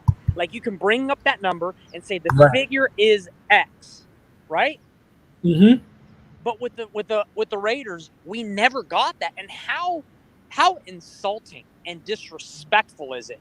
Not just to season ticket holders like myself and many other season ticket holders that are on there, but to East Oakland and taxpayers that have doled out hundreds of millions of dollars over the last 20 years to accommodate the Raiders, but yet the city of Oakland has never received to date any formal offer with a specific number for us to discuss and debate. Right. The A's are, and at the end of the day, the A's, let's say the A's in the city of Oakland, God forbid, and I hope it doesn't come to this, let's just say at the end of the day, the A's and the city of Oakland don't agree on a specific number. The A's can say, look, we're here looking out for our taxpayers, and the A's can say, we're looking out for our business. That's how business happens. It sucks. I hope that doesn't happen. I really hope. I hope that doesn't happen. That's life. But what the Raiders did, that's insulting, that's egregious, and I mean, you have to almost beg the question, if there isn't any laws against what the Raiders did, there absolutely should be some form of state or federal law that mandates if cities are going to be put in a position financially that private corporations have to be in a binding agreement of some sort. Because what the Raiders did was horse crap. Hey, what do you think about? Oh, by the way, some of you, I think Ray too. I think you said that you heard my mic was on. Yeah. Yeah. What I was having an argument with a council member. I can't say who, because I was explaining that this whole process is bass-backward. And what I mean by that, let me be very clear in my meaning. They don't understand that when you do a project like this, you get your tax increment financing monies out of the way. You say, this is how much money is available. And I have a spreadsheet that goes all the way back to 2017, actually 2015, but I modified it for Dave for a conversation we had April 4th of 2017 at 4 o'clock in the afternoon, because he didn't understand about the history of the project. He swore that public money couldn't be available. And I said, no, that's not true. There's something called SB 628 Beal that really is the father, if you will, of the whole enhanced infrastructure development craze, if you want to call it that, that California has gotten on of late, and or at least for this project. Anyway, what I was trying to explain to him, I said, look, what's the total assessed value? What's the assessed value you're going to start up with? And then at the end of the day, how much total tax increment revenue are you talking about? Like, my calculations, 4% rate of growth for assessed value annually for 45 years. If you start with a $2 billion base year assessed value, that includes the ballpark and then some additional development, it gets to $1.6 billion. And that's not using a taxing agency money up front. That's another more detailed story. If it was, we would be looking at $2.6 billion. My point is we would have a revenue envelope from which to, have conversation, right? But did you hear anything like that today? I didn't hear anything like that. And, so because you were kind of referencing, correct me if I'm wrong, this has something to do with like a TIF district, right? It is. Like yeah. TIF is, though the reason why I'm familiar with that, it's because it's something that Floyd Kephart had brought up just in theory. So I'm familiar with that theory, right? So I get what you're saying. But I want to come out from an overhead view to where, like what you're saying is it's in the weeds and it's in its specifics, right? Well, and I should answer. Floyd Kephart might have had that idea, but the first tax increment financing that I did was in 1987. So right. Floyd, I predate him, and I've done thousands of calculations. No, but I'm just saying that's the reason why I'm familiar with it, because gotcha. it was explained to me at one point. So okay, when I hear that term, it's like, oh, I've heard that before. Yeah, I get you. Yeah. Right. He brain here. Yeah. But so what I'm saying though, it goes back like this. I live here in Sacramento, right? I work at the state capitol, right? Mm-hmm. Yeah. Okay. Back in 2014, when the Kings were at Arco Arena in Natomas in North Sacramento, they had an opportunity to either move to Anaheim, and then I think it was Seattle, or go downtown. And one of the votes was Councilwoman Angelique Ashby, who represents Natomas. And she was faced with, do I keep the Kings in my district to keep jobs here and keep money in my district? Or do I vote to allow the term sheet to go forward to allow the Kings to go downtown? And at that time, it was a very ambitious plan. They had to do a public-private financing, they had to do infrastructure and parking. Angelique Ashby, in the end, said, this is bigger than my district, this is for my city. And because of her vote, the Kings were able to go to downtown where we're at right now, okay? As of 4 months ago, where the Kings Arena used to be in Angelique Ashby's district, they are now building a multi-billion-dollar medical hub where they're going to train doctors and nurses, where six-figure salary jobs will now be coming to the Natomas area that wouldn't have been coming to Sacramento had they kept the Kings there at that major property. And so because of Angelique Ashby, she openly said, it's my district, I get it, I'd love to have them here, but there's bigger things that we can do if we take on this ambitious project and move the Kings to Sacramento. And for some reason, the Oakland politicians, some of them, they can't get out of their own way, and they don't see the bigger picture. I'm not one to speak in, in word salads or in very vague words, but you get what I'm saying. Yeah. It's like baseball doesn't belong, just exactly reason why the Giants had no reason to build at Candlestick Park. There's no reason for that. The A's are no different. And I know Councilman Gallo was saying, we're not competing with the desert.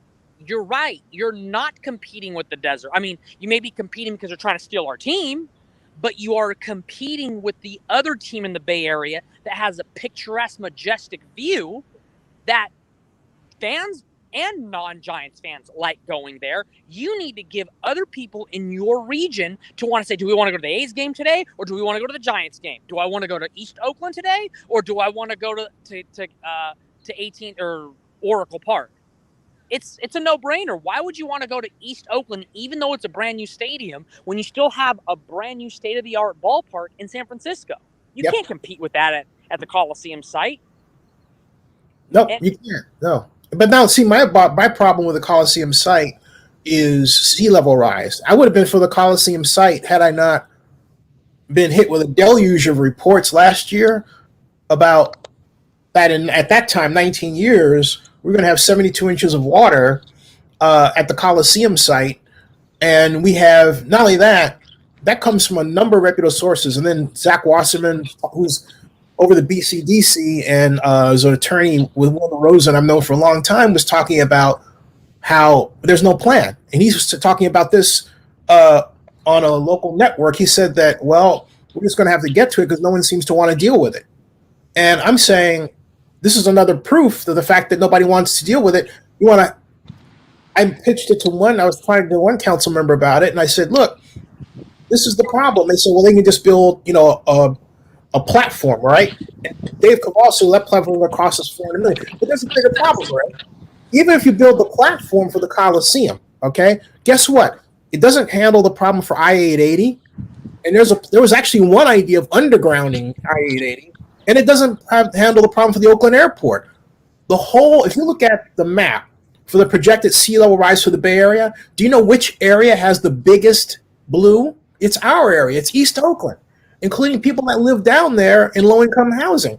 So you have all these politicians that say, oh, well, I'm really concerned about East Oakland. Well, if you're concerned about East Oakland, fix the sea level rise problem, establish a tax increment financing district like the one that I was responsible for coming up with the data for in the 80s, and lift a $2 billion bond issue so we can fix that problem and get the area right for future development.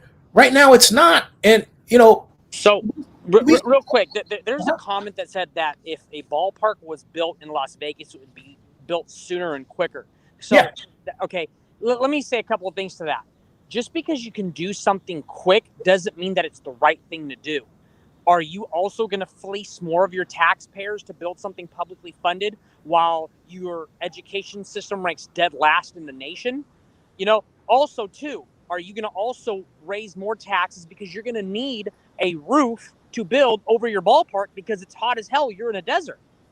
So, or would you like to stay in a market that you're already established in the Bay Area, and build at Howard Terminal, where you have the 4th richest owners in the league that... Ray? Hello, Ray? Hello, Ray? Ray? I think we lost Ray for a second. What about there? Can you see me? Yeah, I can hear you. Okay, it's like this. If they were given an option, you can go build a brand new state-of-the-art stadium in the middle of Fresno. Mhm. Are you going to do it? Well, I hear here's my point is that, and I'm honest. I told Dave, I said, look, if I were you, I'd go to Vegas. And the reason why I said that is that as I was talking to the council member, I said, look, you guys are doing this whole bass backward, and this is no joke. The way they're handling this is unlike anything I've ever seen in my 33-year history of the city of Oakland redevelopment. You don't do redevelopment, and you know what this is born of? It's born of the mob mentality. The mob wants control. The mob wants to use social media to exact its opinion and all that stuff. And these politicians are listening to it. And on top of that, Ray, we have a strong mayor form of government. We don't have a council manager form of government. I'm guessing that in Sacramento you have council manager. We have because I think we actually just voted on that, and it was shot down. There's only a few cities, one San Francisco and San Diego, I think, are strong mayor. Yeah, strong mayor has not served us. All of our losses of sports teams have occurred under strong mayor. And it's because you have politicians that want to be stars. You have a city staff that, and this is more important, our institutional memory is shot because people that normally would stick around for a while, who have jobs, who remember how we used to do things, they're gone. And the average time that a chief administrative officer stays in Oakland is roughly about 3 years. It was at 2.11. Point that I'm making is if the top person is going to leave in 3 years, what's going to happen to the bottom people? They're going to be leaving too. And that's something that we've had as a problem since 2002 when Jerry fired Robert Bob over the whole baseball stadium. And what I didn't like about what Noel was saying, Noel Gallo, is Noel conveniently forgot that the reason why Howard Terminal was down on the list, and you remember this, hey, guess what was number one? The downtown stadium. Remember that? Okay. Then I remember the day I'm the guy who brought Forest City to Oakland. So I remember that. Yeah. Yeah. Weren't they the first of 3 developers? Right. And then Jerry stole it from me. And then Greg Vilkin said, well, they're new housing. I said, are you kidding me? It was Forest City. So, that was 1998. Yeah. Right, Forest City Colony Capital, and then Ronnie Lott's group, right? Exactly. Yep. Yeah. Absolutely. And so hey, Denny, real quick, because I totally don't mean to cut this short, because I have to go back to work. A couple of things real quick for you, because I want to get some. Yeah. I'm not an expert, or I don't know as much as like I did when I was with doing the whole Raiders saga. Couple of things. Okay. First one, answer them when I'm done asking the question. Okay. First one, what year do you think ESPN will do a 30 for 30 relocation saga for Oakland? And are we going to be in it? Okay. The second one, here's my second question, is what's next? Do we go now to the county and are they going to vote? And are we going to be all nervous when they go to the vote? What can you tell us what's next before I get going? Oh, yeah. Okay. Yeah. Working backward, the county vote is the next vote. I believe that happens in August or September. The county vote is the next vote. And then in terms of your ESPN 30 for 30, I think Chris DeBenedetti, remember him? Okay. Yeah. Chris actually came to my place in 2007 and filmed me for what was going to be a kind of a 30 for 30 regarding Oakland and sports. And he never used it. So you should ask Chris about that and ask Chris, where's that video you made of Zinni talking about this in 2007 and how come you buried it? Ask him, okay? And because he wants to pretend like I'm a journalist and all this and I have no involvement. And you and I both know he's been heavily involved in this stuff. And it's just so disingenuous, okay? So as far as I'm concerned, to answer your question regarding ESPN, I expect to see something like that either next year or the year before. In terms of answering your question regarding Las Vegas, the reason why I said that is, again, the city needs a cleansing of how it does things. It's too mob-oriented. And we have no professionals involved that have any real stake in this. Molly Mayburn, I don't know Molly. I have nothing against her at all. She's the project manager, but you know when she was hired, 2019. Okay, so you can't say she's been working on it a long time. She just got hired, and it's ridiculous. And what I was saying too in the argument that you heard in the background, I was explaining that you can get the council member I will not name was saying that. Hold on a second. I'm on live. Can I call you back? Hello? Okay. All right. I'll call you back. Let's see. All right. Anyway, the whole point is that the point I was making to the council member is, look, the council member was saying that what does our tax increment financing have to do with the A's? Why do they need to know? Why does the public need to know? Oh, I think he left. Okay. Unless he comes back. Anyway, the point that I was trying to make to the council member is that everyone needs to know, and this is what I'm talking about, folks. Here's Ray. Oh, Ray, there you go. Yeah, okay. Sorry about Ray, that. Go ahead. Finish up here. Yeah, I'm sorry about that. Oh, yeah. What I was saying to the councilman real quick was that everybody needs to know what the total tax increment is. And not only that, you're doing the tax increment for the A's, okay? That sets up the climate for a private placement. Why is a private placement, a private activity bond so important? Because a private activity bond allows the city to float the bond, but do you know who pays for it if the bond defaults? The A's. That's why. That's how it's set up here in Sacramento with the parking. Because here before the Kings, so the reason why it works here specifically with the Kings, if you ever visited Sacramento pre-2015, if you ever came downtown Sacramento, you see all these parking garages. So each parking garage, if I last checked, there's about 700 spaces. And usually here in Sacramento, each parking garage uses daily about 200. So you have about 500 spaces that go unused every day, loss of revenue. So what they said is if we rent those parking garages out to the Kings and fill it up because there's games and there's, things that are going on, that'll help build the arena.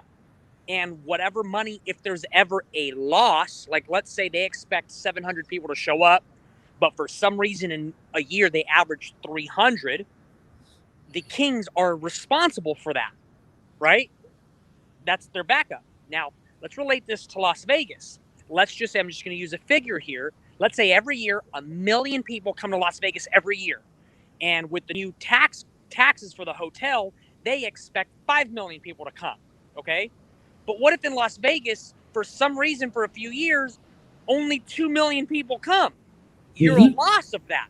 Who picks up that tab? Not the Raiders. Nope.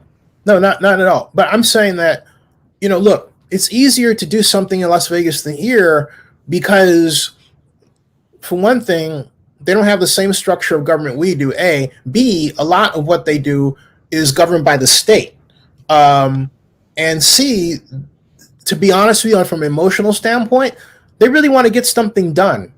And the people expect them, and that's the other thing, Ray, the people expect the government to do something. And it's not, and they're actually changing to a point where they're going to have a lot of the same social services we have in California, mainly because a lot of us are moving there, right? But my point is, I'm not concerned about Las Vegas per se.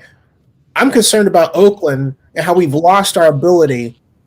I kept saying this before. I said, look, with the Raiders state, I said we have the will and initiative to complete big projects. The question I have for you is, how do you see Oakland 5 years from now or 10 years from now? Are we going to be truly like this outside city that talked about what it has? Or are we going to have all new teams, or what do you think? Can I be very blunt with you? And it's going to be very controversial. Please. Oakland is too liberal progressive for its own good. Okay. They are so worried about, this is just an example, this is outside of sports. They're so worried about plastic straws when they got needles on the floor.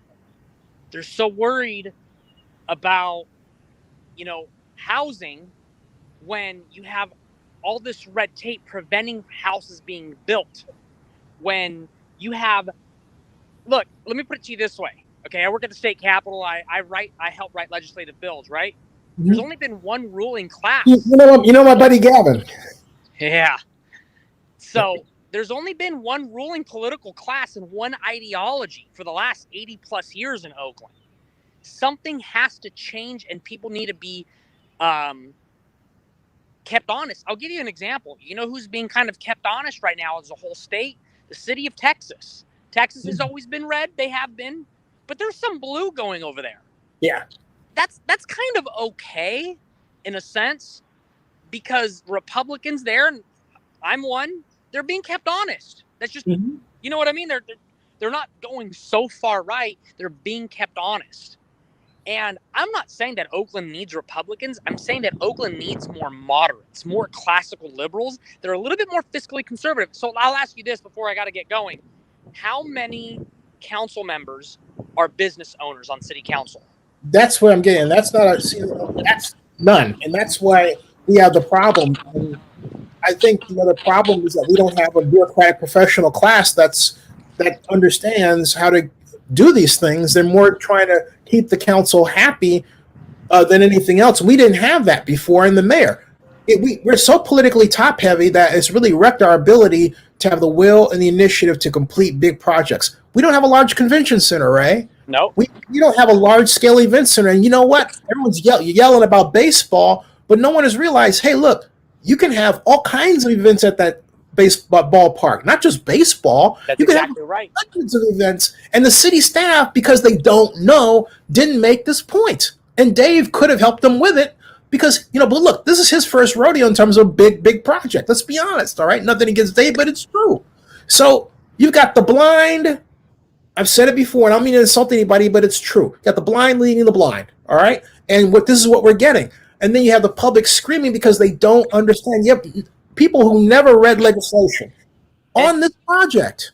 And you know what's another point, Zenny, is before, I can't believe Larry Reed's daughter's on city council, but she's my heart, man. I like Treva. She's gonna. We have to mold. We have to help her out, man. I don't know. You know what? She'd love you, Ray. She'd love you. She'd love you. It's not personal to her. It has nothing to do with her, but it has to do with Larry. Larry was this guy. If you looked on his page, I don't know if it's on there anymore. He was the heart of Oakland. This Oakland and East Oakland that. I don't respect that because in Oakland there's over 24 liquor stores within like a 5-mile radius and one grocery store. There are piles of illegal dumping that have just been there. You don't tell me you're for the people when your district has a food desert and you've been there for 25 years. Businesses don't want to be there because they're afraid to invest. Businesses aren't going to come and bring their tax revenue so it can go to your streets, to your schools, to better your quality of life. There's no social gatherings in East Oakland. People fear for themselves. There's no law enforcement. When there's no law enforcement anywhere, that's where tribalism comes. People say, I'm just going to guard my street because. But in defense of Larry, though, I have to say, because Larry's the guy that actually got me the job with Elihu Harris. But Larry, I think, really got frustrated. I remember a guy that works for me whose name I'm not going to drop said something to me now 12 years ago. He goes, Zinni, Oakland is ungovernable. And I think what happened, Ray, I think they just checked out. Okay? I really do. Am I wrong about Larry, those points that I brought up?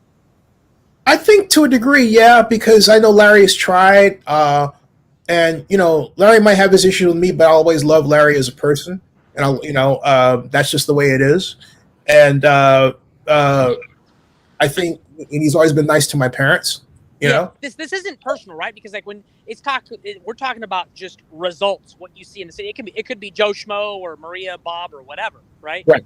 An individual that's elected there to represent that city.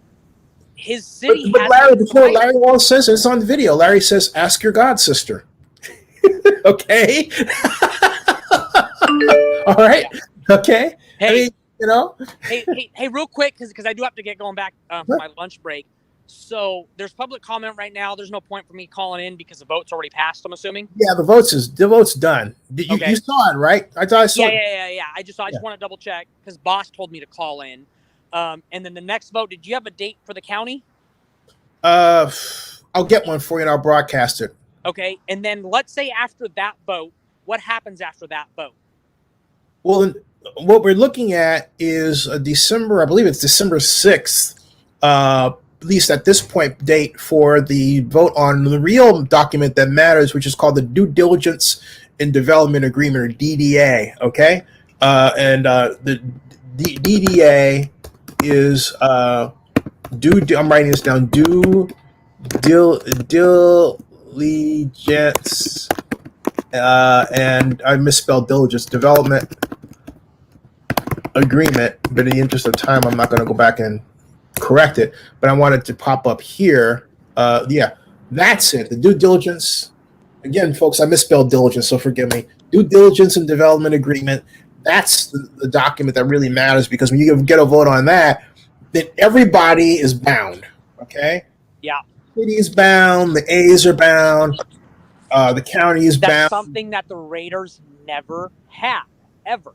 Well, but you know, the Raiders sat back like this, and it was completely different. Like, I ran a old 2015 live stream video from when I was at the NFL owners meeting, and Eric Grubman uttered that famous word that you and I hate so much, viable. Remember that? Oh, hey, and he hit us. You know what? I'm gonna watch. Dude, Ray, how many times did he hit us over the head with it? It was like, okay, right? I know. I have to. Hey, real quick, because I'm walking back into work right now. Hey, you know what? You know what I was so happy about when I tweeted out yesterday? I tweeted Mark Bedane.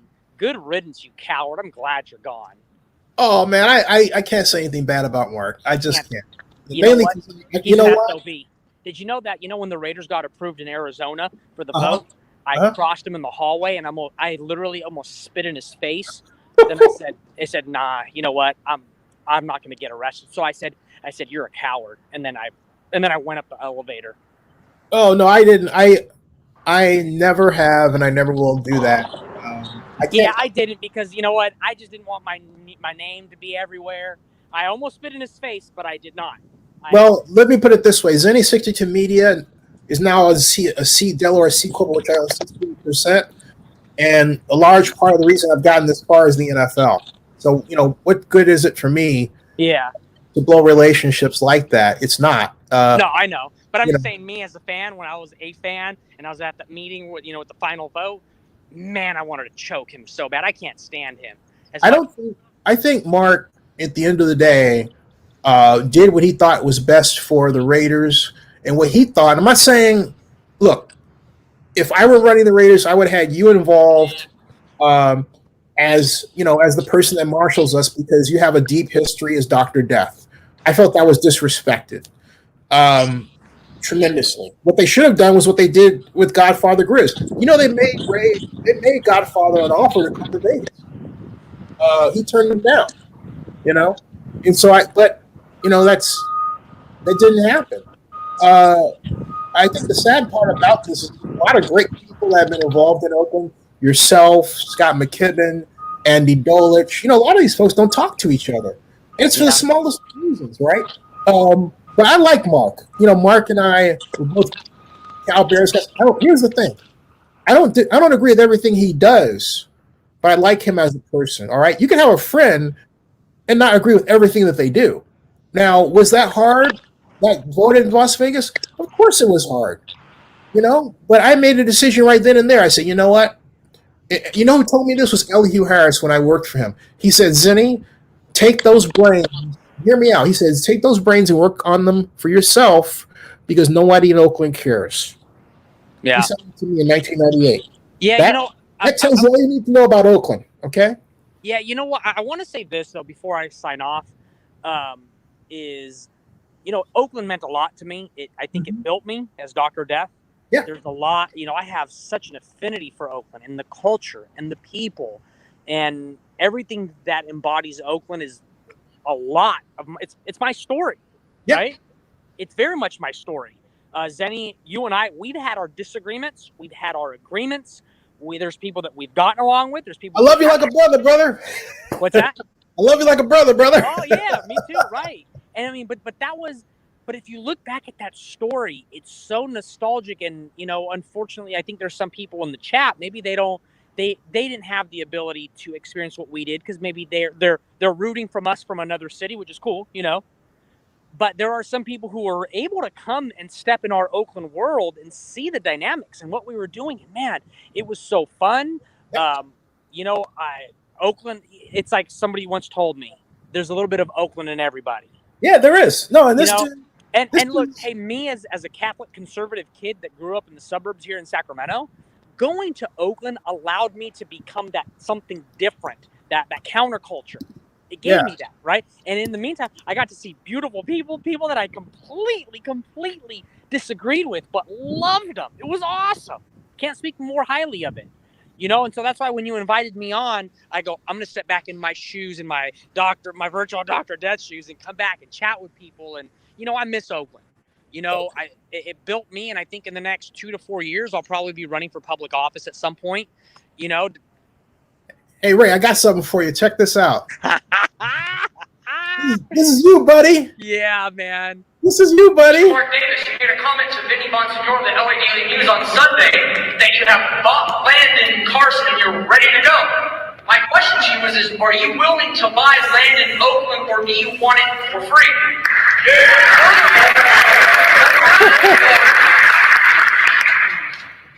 My question is, to Mr. Grobman here, is you've said that every time you come to Oakland, Oakland takes 3 steps back, but yet in the last 3 years, Oakland has given 4 different developers, Forest City, Colony Capital, recently exited Floyd Capital from New City, and currently Sun Capital.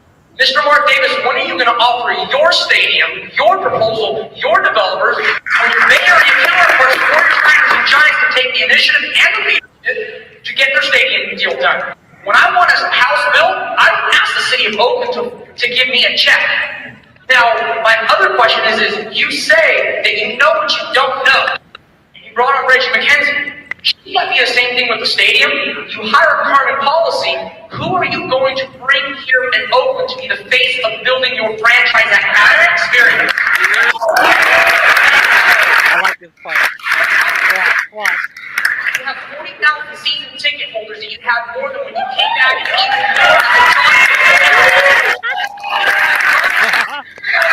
EMA meetings, city council meetings that you were absent at. And thank you for coming here because it's your first meeting.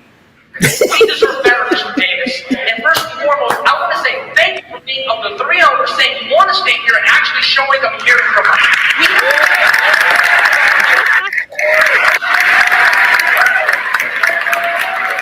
That's Dr. Death, folks. That's Dr. Death. That's this man right here. So there was a part that was inaudible in that part. You brought it. Hey, there was a part of that was inaudible because I think people were cheering, and I don't think you heard it. And it was the Carmen Policy one. I said, you hired Carmen Policy, and then I asked Mark Bedane, do you have experience in building stadiums and the complexities that come with it? If you don't, why are you leading it? And and the look that he gave me was like, I've never, you know what I felt so good? He felt embarrassed. But you know what though? He does have that feather in his cap now, even though I mean, why do you think he really resigned? You know, I don't know. It's pure guess. The only thing that I can think of is maybe things aren't going as well as it seems behind the scenes. Maybe he's overwhelmed. I take that back. Let me take that back.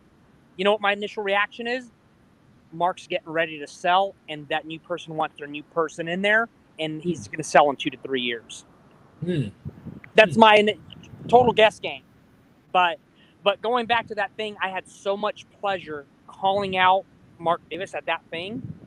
His cheeks turned red, and I loved that because I think from my vantage point where I was, I can see Mark because he was like to my right, and nobody can see him. And we made eye contact. And when I was calling him out, he just said, he gave me the look like, man, I didn't come here for this stuff. No, he doesn't. He is sensitive like that, you know. But I think that aside, it's. Thank you for showing that, man. Brings back a lot of memories. Oh, by the way, do you know that the Raiders actually did have a plan for stadium for Oakland? You know what? I saw that, but it's like I've heard and I've seen a rendering. It wasn't like tall, black, something or other. It was like a large. There's three of them. See, I didn't know about the three of them, but the thing is why not make it public? Right, but you know who saw it?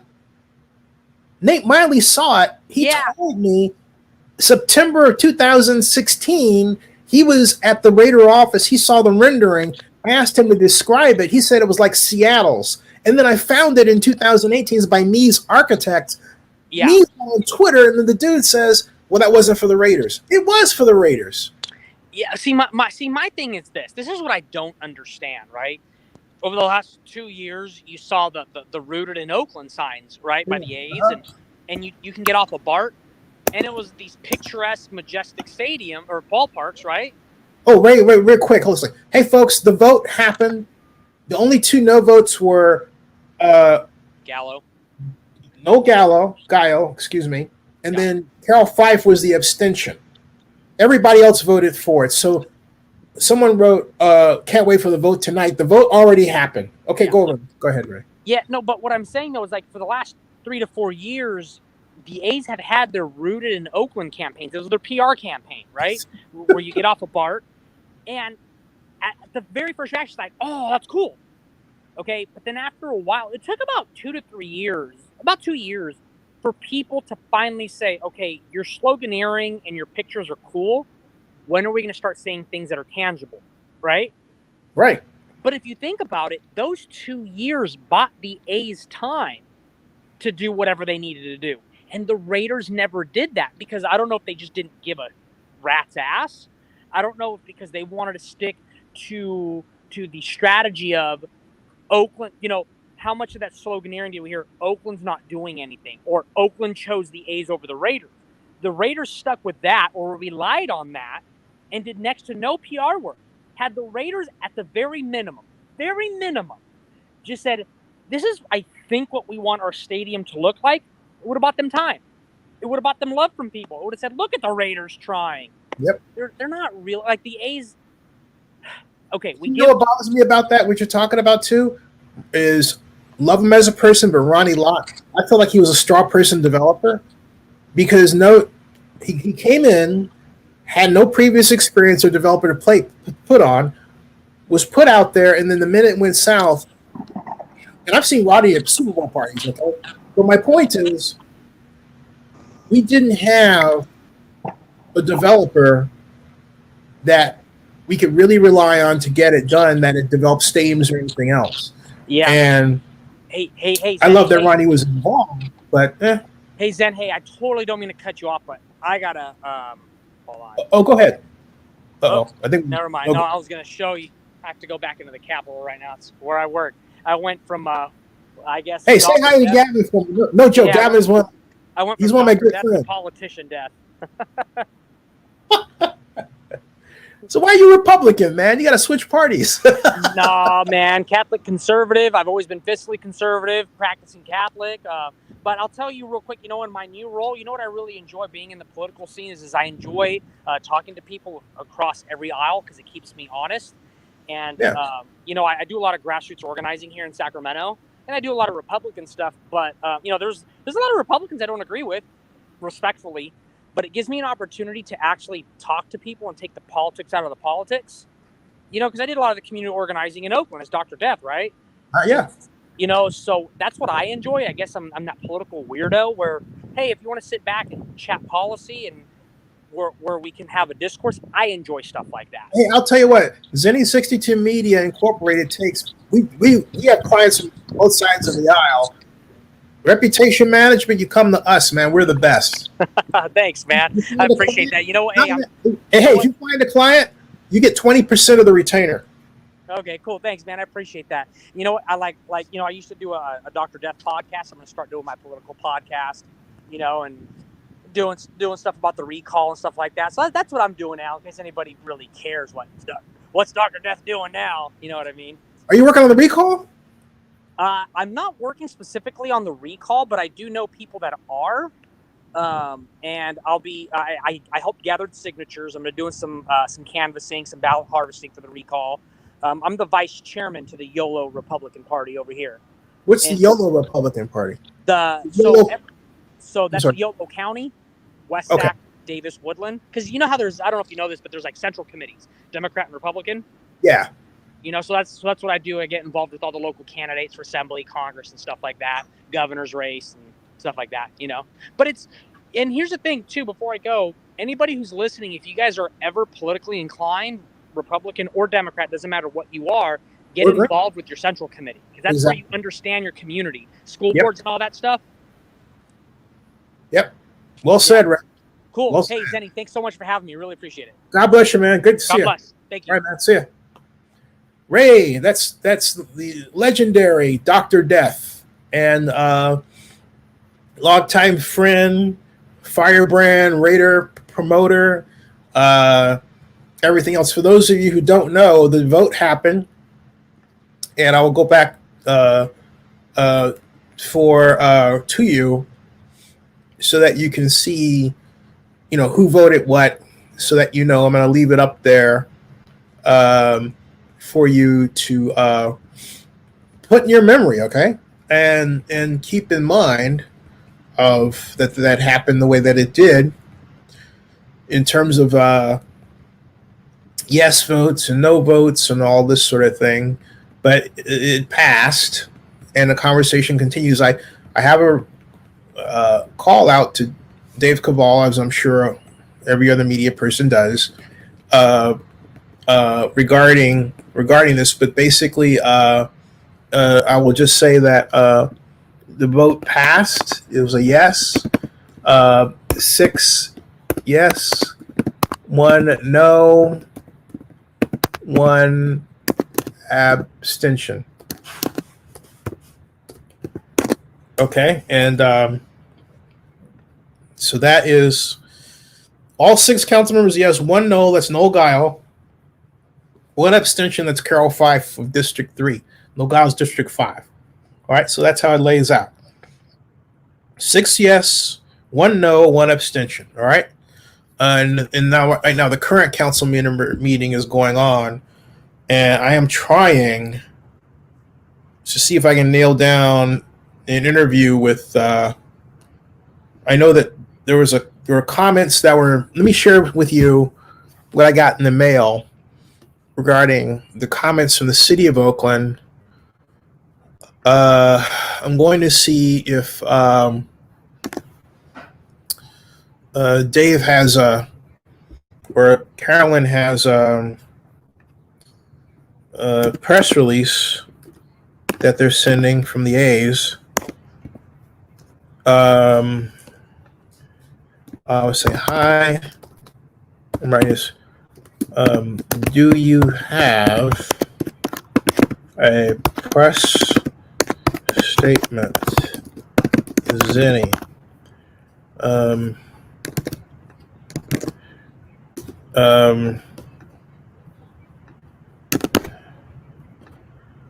Or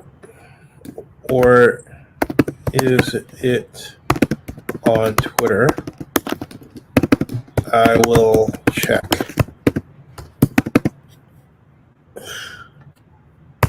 Also on live now with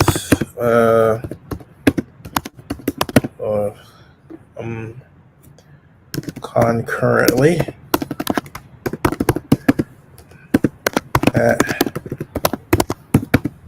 join me. Okay. All right.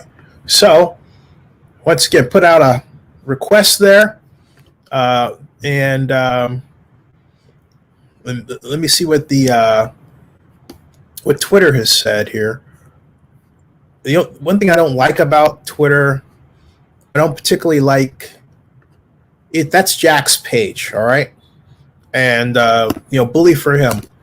But I got my own publication. I hold that every time I put something out there with on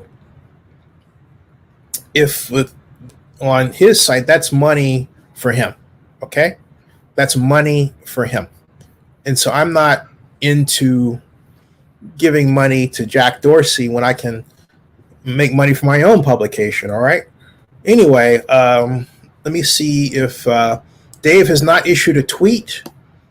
So it's not even worth showing. Dave has not issued a tweet.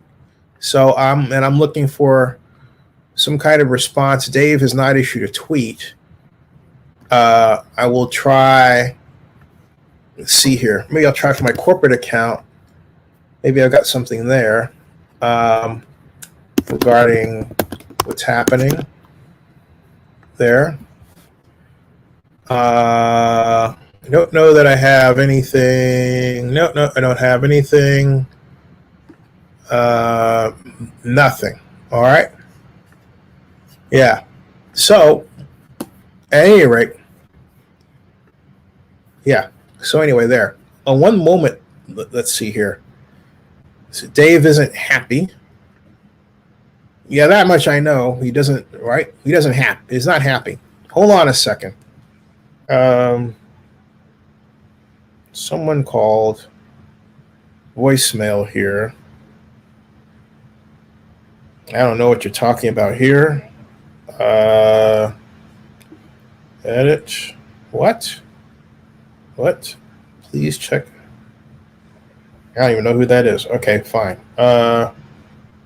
Voicemail there. Some Carthage, Texas. Let me see something here. One moment.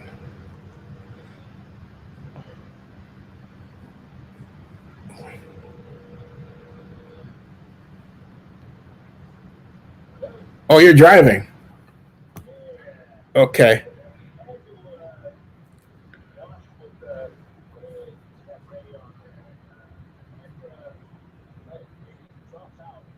Oh. Yeah, he just switched. Yeah, it was pretty good. You want to make a statement?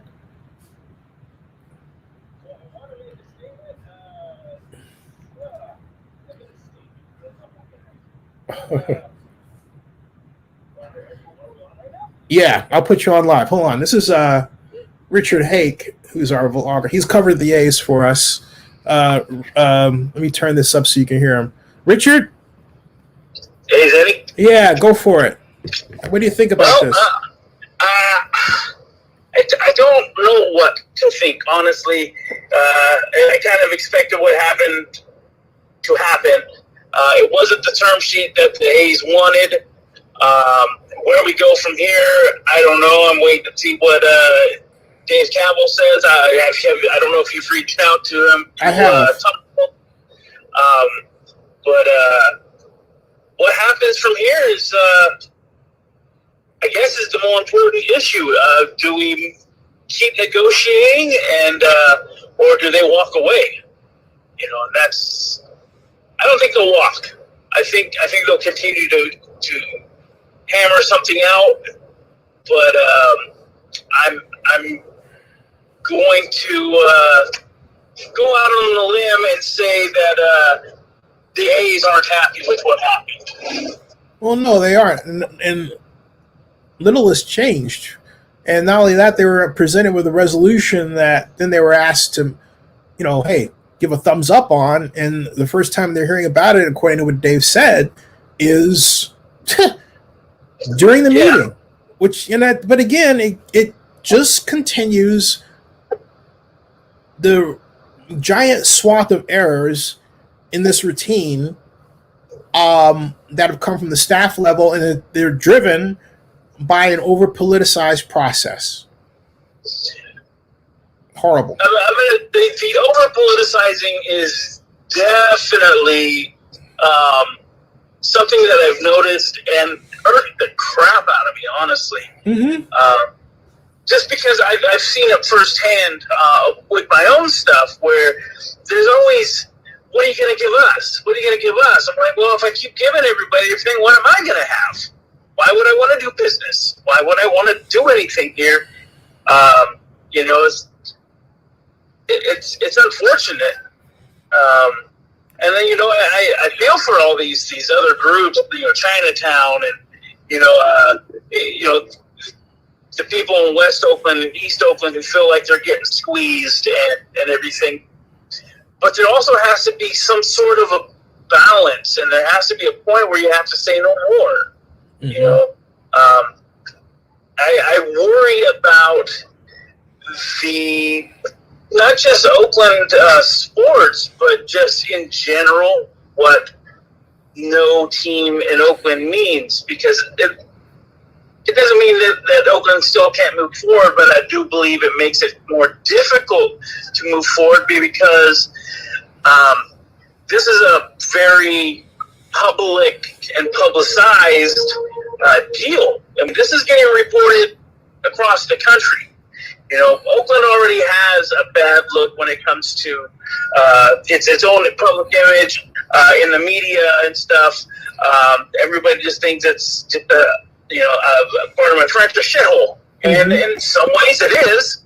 But we've lived there. We know what it really is. You know, and they could do better. But when you see this, other companies are going to go, I don't want to do business in Oakland because we're not going to get anything done. And so next time somebody needs to find a new headquarters in the Bay Area, Oakland won't be the city. They'll look elsewhere. Maybe they'll look at Berkeley or Fremont or further east in Doubleton and Pleasanton. You know, it's very disappointing because Oakland needs these things to fix the problems that it has. You know, you can't do any of these big projects. You know, well, when I say big projects, these big social projects, fixing homelessness, building affordable housing, various social services, if I can say the word, restorative justice programs. These things have to have a root somewhere. But if you scare everybody away, you know, what's left other than taxing the hell out of the people who chose to remain in Oakland? You know, and you know, there were some people who commented, and I'm like, this is a thing that we don't hear enough of. By taking these things away, you're perpetuating gentrification. Because now these people don't have jobs, and now they have to leave. And who's going to come in and take those places? Yeah, and the other problem that I have, and I have to release you so I can get to the questions that are being asked here, but the problem that I have is that the enormous amount of money that Howard Terminal throws off is not the focus of conversation. The council seems to want to put it out of conversation, which is ridiculous. And on top of that, if you can get spending for affordable housing, you get some investment to improve these, then you do fight gentrification. But what's going on is, absent this public-private partnership, you're going to get private investment for market rate housing and for, if you want to be blunt, a predominantly white clientele, and it's going to continue the gentrification that the council says it wants to stop. Well, you know. So, and then not only that, they just approved the tallest building, what will be the tallest building in Oakland when it's built, all offices, which does what? It puts more market rate housing pressure on Oakland, which does what? Continue the gentrification problem. So it's like they're talking out of both sides of their mouth. Right. And I have to wonder, so do you know, maybe, does Schnitzer and some of these other port companies, do they pay into community benefits or no? But let me release you because I need to move. Yeah, go for it. I'll talk to you soon. Okay, thanks. All right, hey, Benny. See ya. Folks, that was Richard Hake. Also want to get the comments if I can get him on here.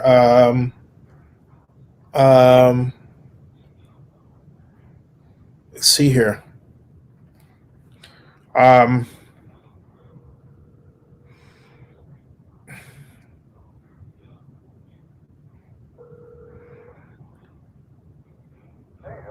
Great. Hey, how you doing? I'm live, and I'd like to get you on for your comments if you have a second.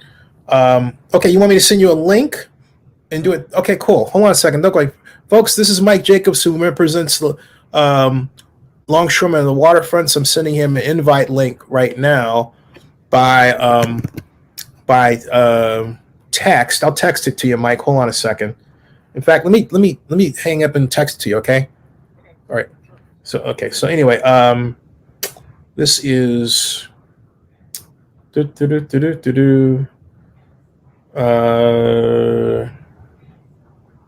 inbox.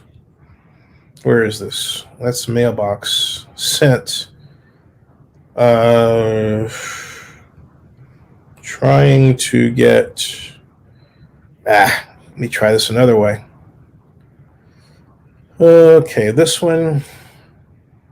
Come on, open. Hold a second. That one. Doggone it. Let me try this another way. Share. Nope. Invite. There's that. Okay. Then there's this. Then there's link, L-I-N-K.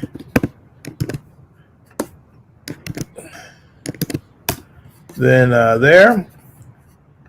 Right there. Okay. And now I got that one. All this is happening in real time, folks. Hold on a second. In one moment, we will have Mike Jacob, who represents the Longshore people. There's copy link. Then I'm going to text him. There. And then M-I-K-E. Link. Typing L-I-N-K.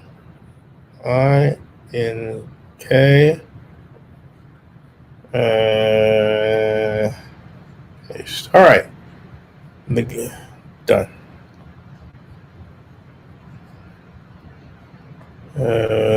Done. There. Okay. So any moment now should be joined by Mike Jacob. Mike Jacob he represents the longshoremen, the Waterfront, and who also made the comment that actually Miley Mabrin addressed, who's the project manager. Here's Mike. Hey, how you doing? Great. How are you? I am fantastic. Better to have you here.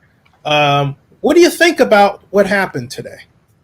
Well, I guess I got a lot of feelings about it, but the primary one is that I was really happy that every single one of the council members was on message with respect to seaport compatibility measures being real and needing to be addressed, and frankly being the driver for a lot of what we were hearing from Councilmember Kaplan and her amendments as being the transportation focus.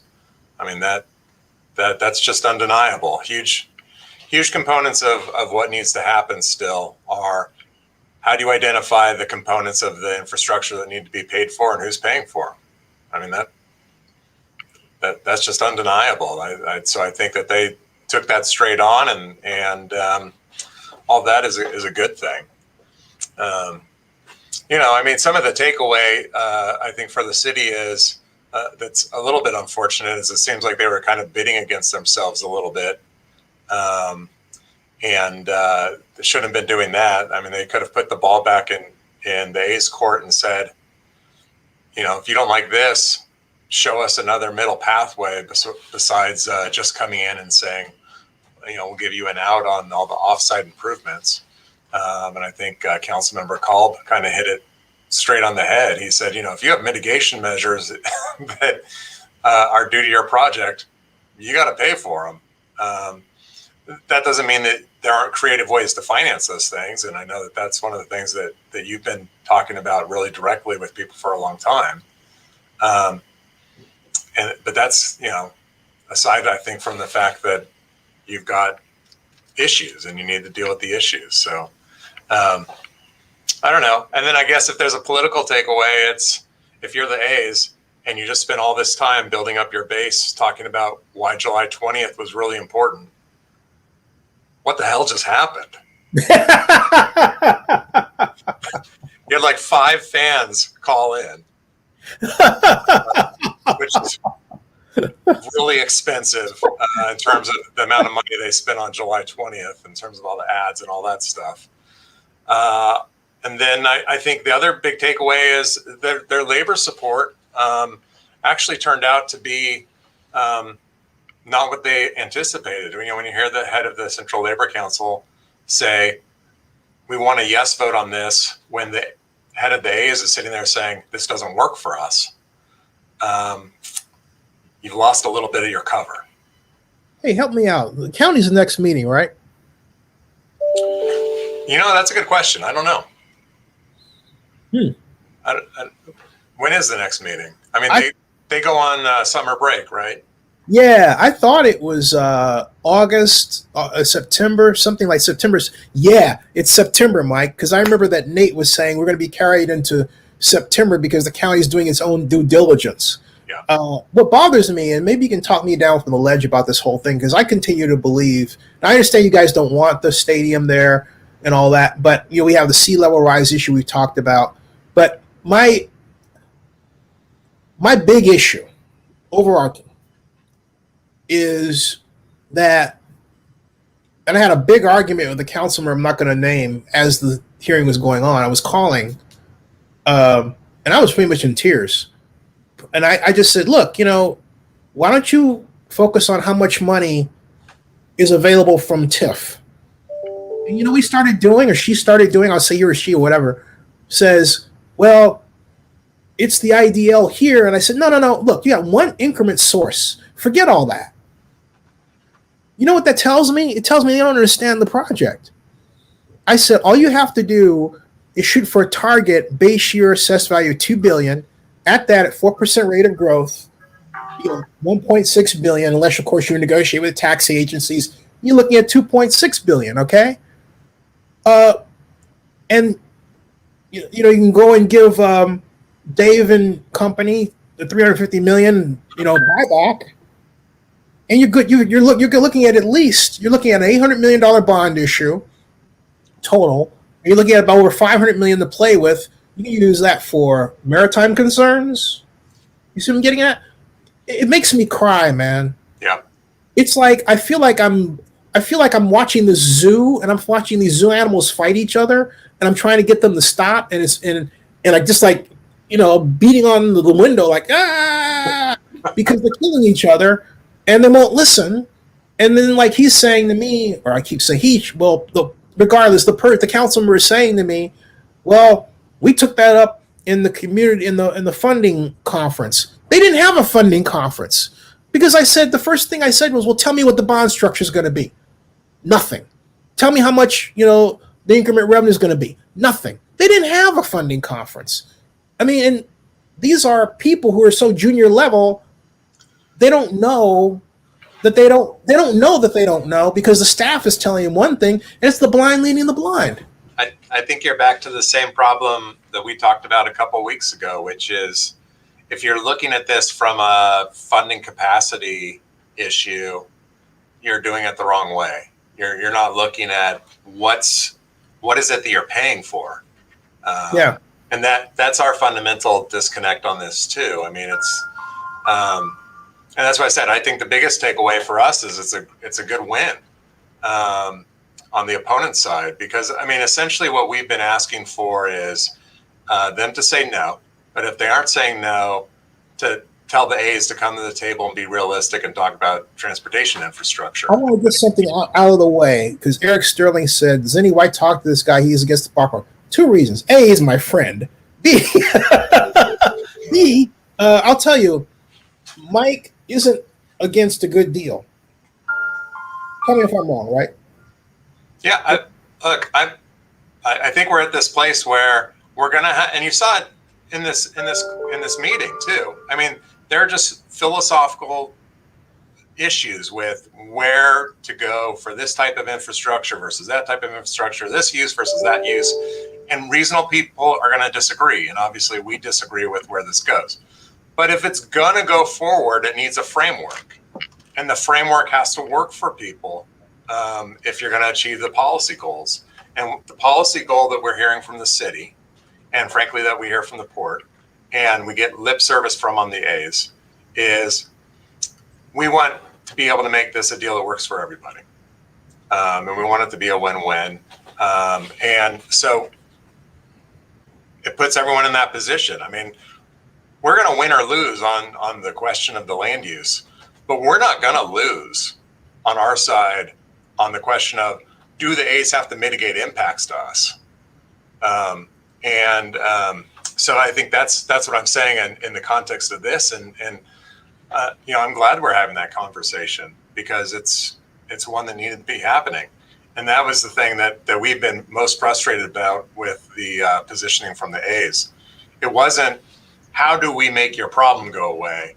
It was to denigrate our problem, said it didn't exist, call us fear mongers, all of that. That didn't happen at the city council. They said, your issues are legitimate, let's deal with them. We know they're expensive. We might need to go to a third party to start addressing those things, i.e., the state or federal government or somebody else. And then that'll raise some other questions that, I think to your point, on one hand, but to a bigger point on the other hand, to your point, how do you leverage value out of the project to take care of issues that are homegrown yourself? But the other hand is, this is a little bit of emperor has no clothes. If you go around for 3 years talking about how you're going to privately finance this project and take care of all the impacts, then you're sitting there and you've got a city saying, well, we could go ask other people for public money. I can't imagine that's sitting well over, with the A's brass.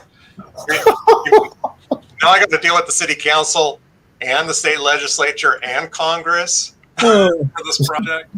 And that's tough. That's a tough place to be. I continue to I hold that you can't do a project without knowing how much money you've got up front.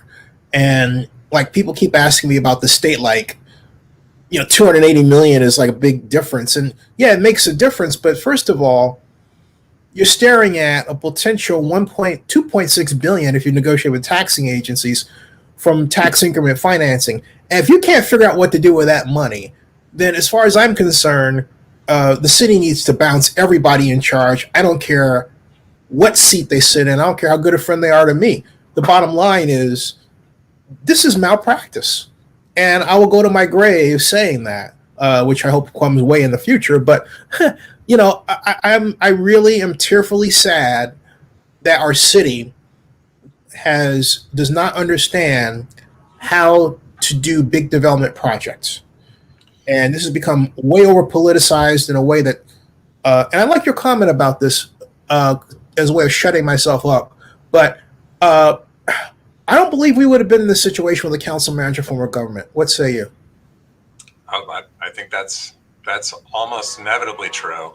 And I don't think that that's necessarily unusual for big cities either, right? I mean, you've got more constituencies and more voices, but you don't have the same type of of setup, right? So you've created this polarization already within the city governance. A train coming by, but I think the long and short of it is what you saw today was people who are honestly trying to bring the A's along with them to the table. So for folks that are opposed to the project, on one hand, it looks like, I guess on the surface, it could be a bit of a setback. But at the same time, there's no there other than essentially giving direction to staff, telling people what they want to have negotiated. That's a good thing, right? Have all that stuff done in public, have the voices out there, people know what to expect. And for us, like I said, the biggest takeaway is I don't have a project opponent right now in the A's management that's walking around town telling people that they can ignore me because I don't have an issue, because I had every single member of city council saying, no, those are real issues, got to go deal with them.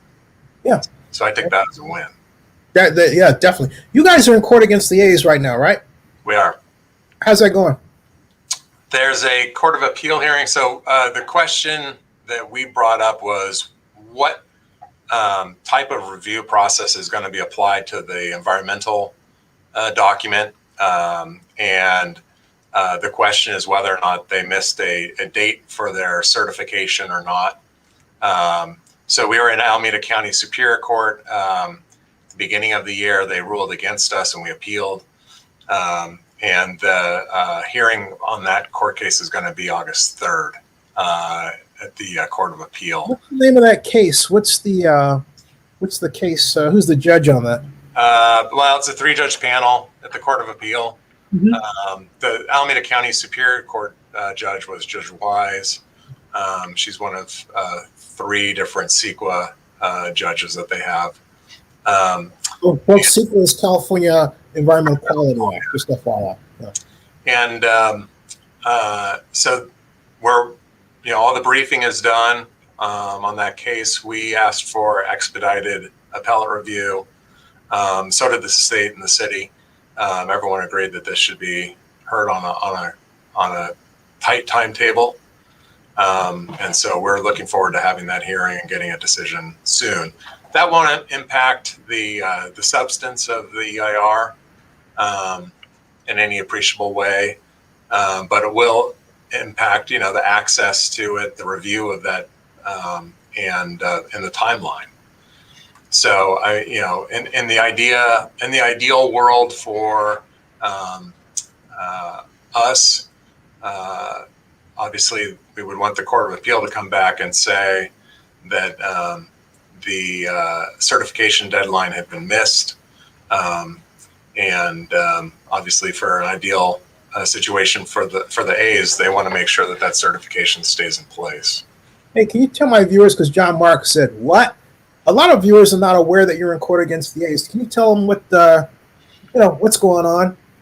We talk a lot in the weeds, which is fun, but I think just the easiest way to explain that issue is that there are certain different projects that under California environmental law have an expedited review process. They had to go through a certification process with the state to maintain that ability to have an expedited review.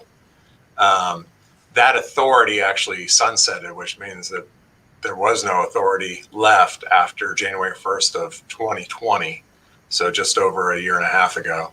But the A's certification wasn't done by that time. And the question really is which rules apply to this project and the EIR going forward?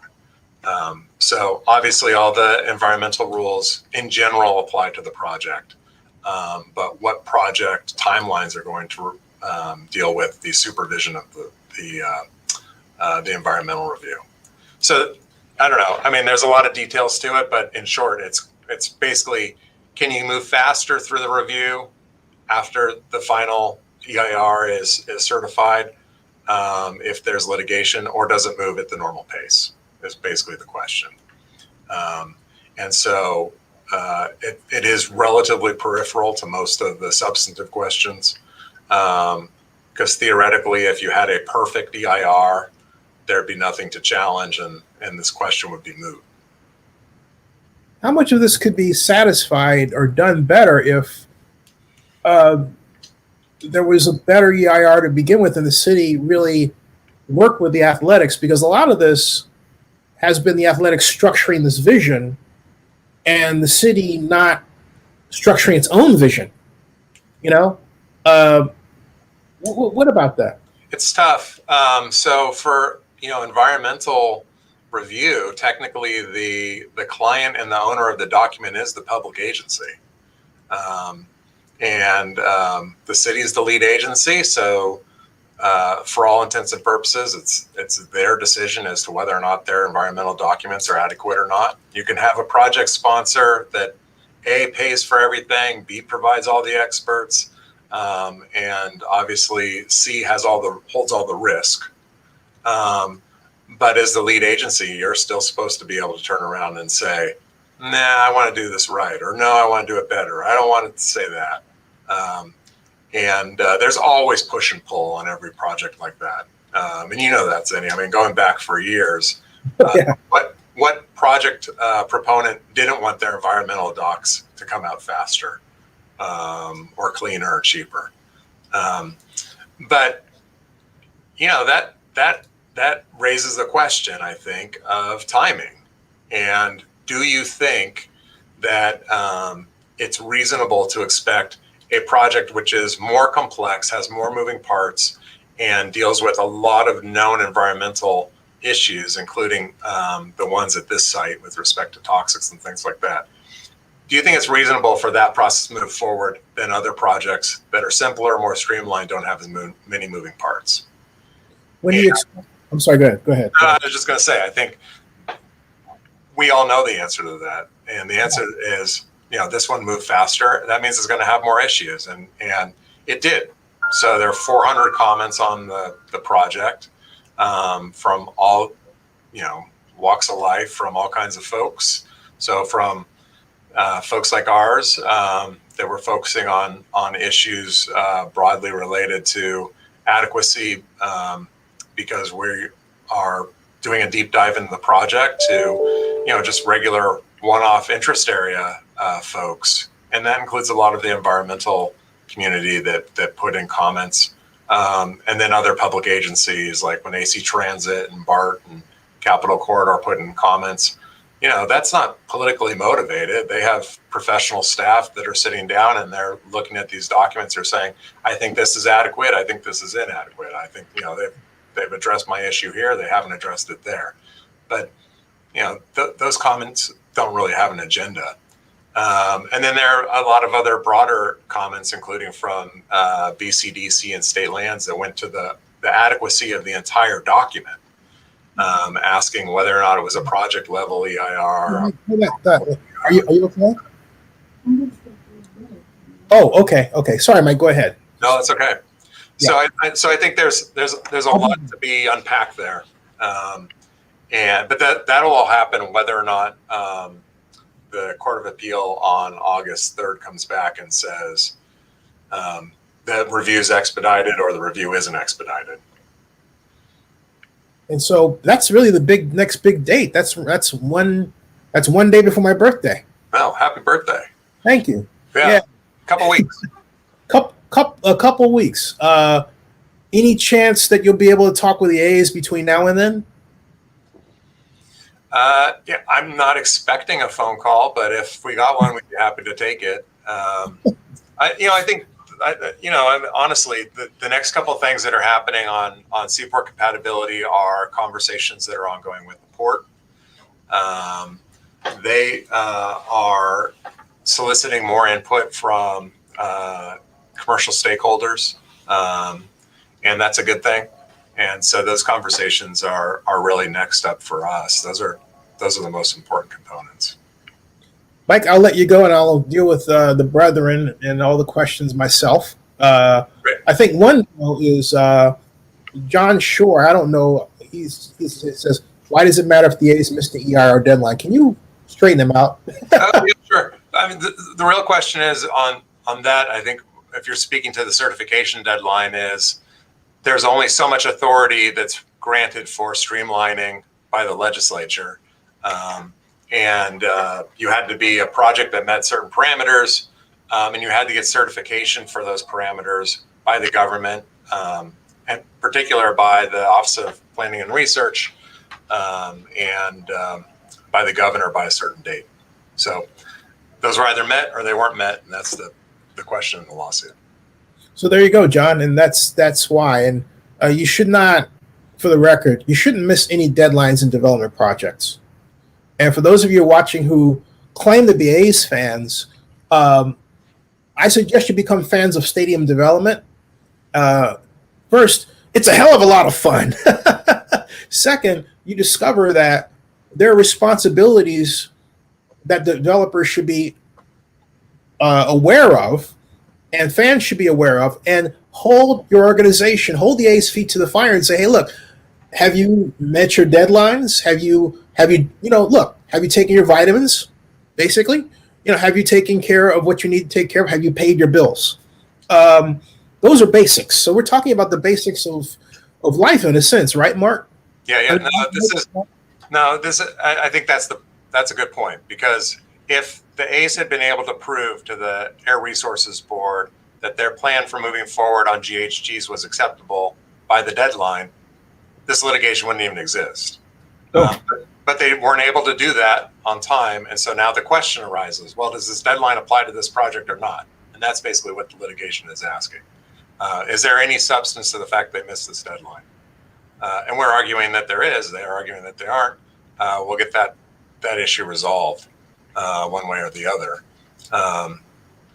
But you're right. I mean, the fact of the matter is that this is a very complicated project, and it raises a lot of issues. And when that happens, typically what you would expect from governmental agencies is not that things speed up. It's that things slow down. And when you have more moving parts and more variables, you shouldn't expect everyone to just say, oh, well, let's just deal with it in a way which is less controversial, because that's not how that happens. Or let's do it in a way which is less expensive, because that never happens. Or let's do it in a way which is faster. That's just not how these things are set up. But that's what we've got here. We've got a problem. Let's speed it up. And that was today, right? That was July 20th. Yep. The A's got their timeline from the city. They didn't like it, so they went out and they, complained about it, and they bought a bunch of ads, and they said, let's do everything on July 20th. And you saw what happened. The council member said, this doesn't look like it's ready for prime time. And they were right. And and Dave himself, rightfully so, said, I don't know what this means. I just saw it. That's not how you do development agreements. But how do you have? That's the thing, though. Why would Rebecca issue what feels like an 11th hour, resolution that the A's didn't see, and then essentially do it right in their face in the middle of a council meeting? You'd have to ask her and the A's. What, if I was the project applicant, I would have had an open channel to the vice mayor once she put out what she put in that packet, saying, here are the issues that I want to deal with. I would have had that conversation. I mean, there's certainly nothing stopping them from having that conversation out of that meeting. No, what I get from what Dave's response was publicly was, hey, it's a bird that's flying over where'd this come from? That's the reaction that he offered. Yeah. And it seemed genuine to me. I mean, first time any of us saw it, right? It wasn't that language wasn't in the staff report. In any typical time, and this, this is not how meetings at public agencies work. No. You don't have brand new rewritings of things on the dais.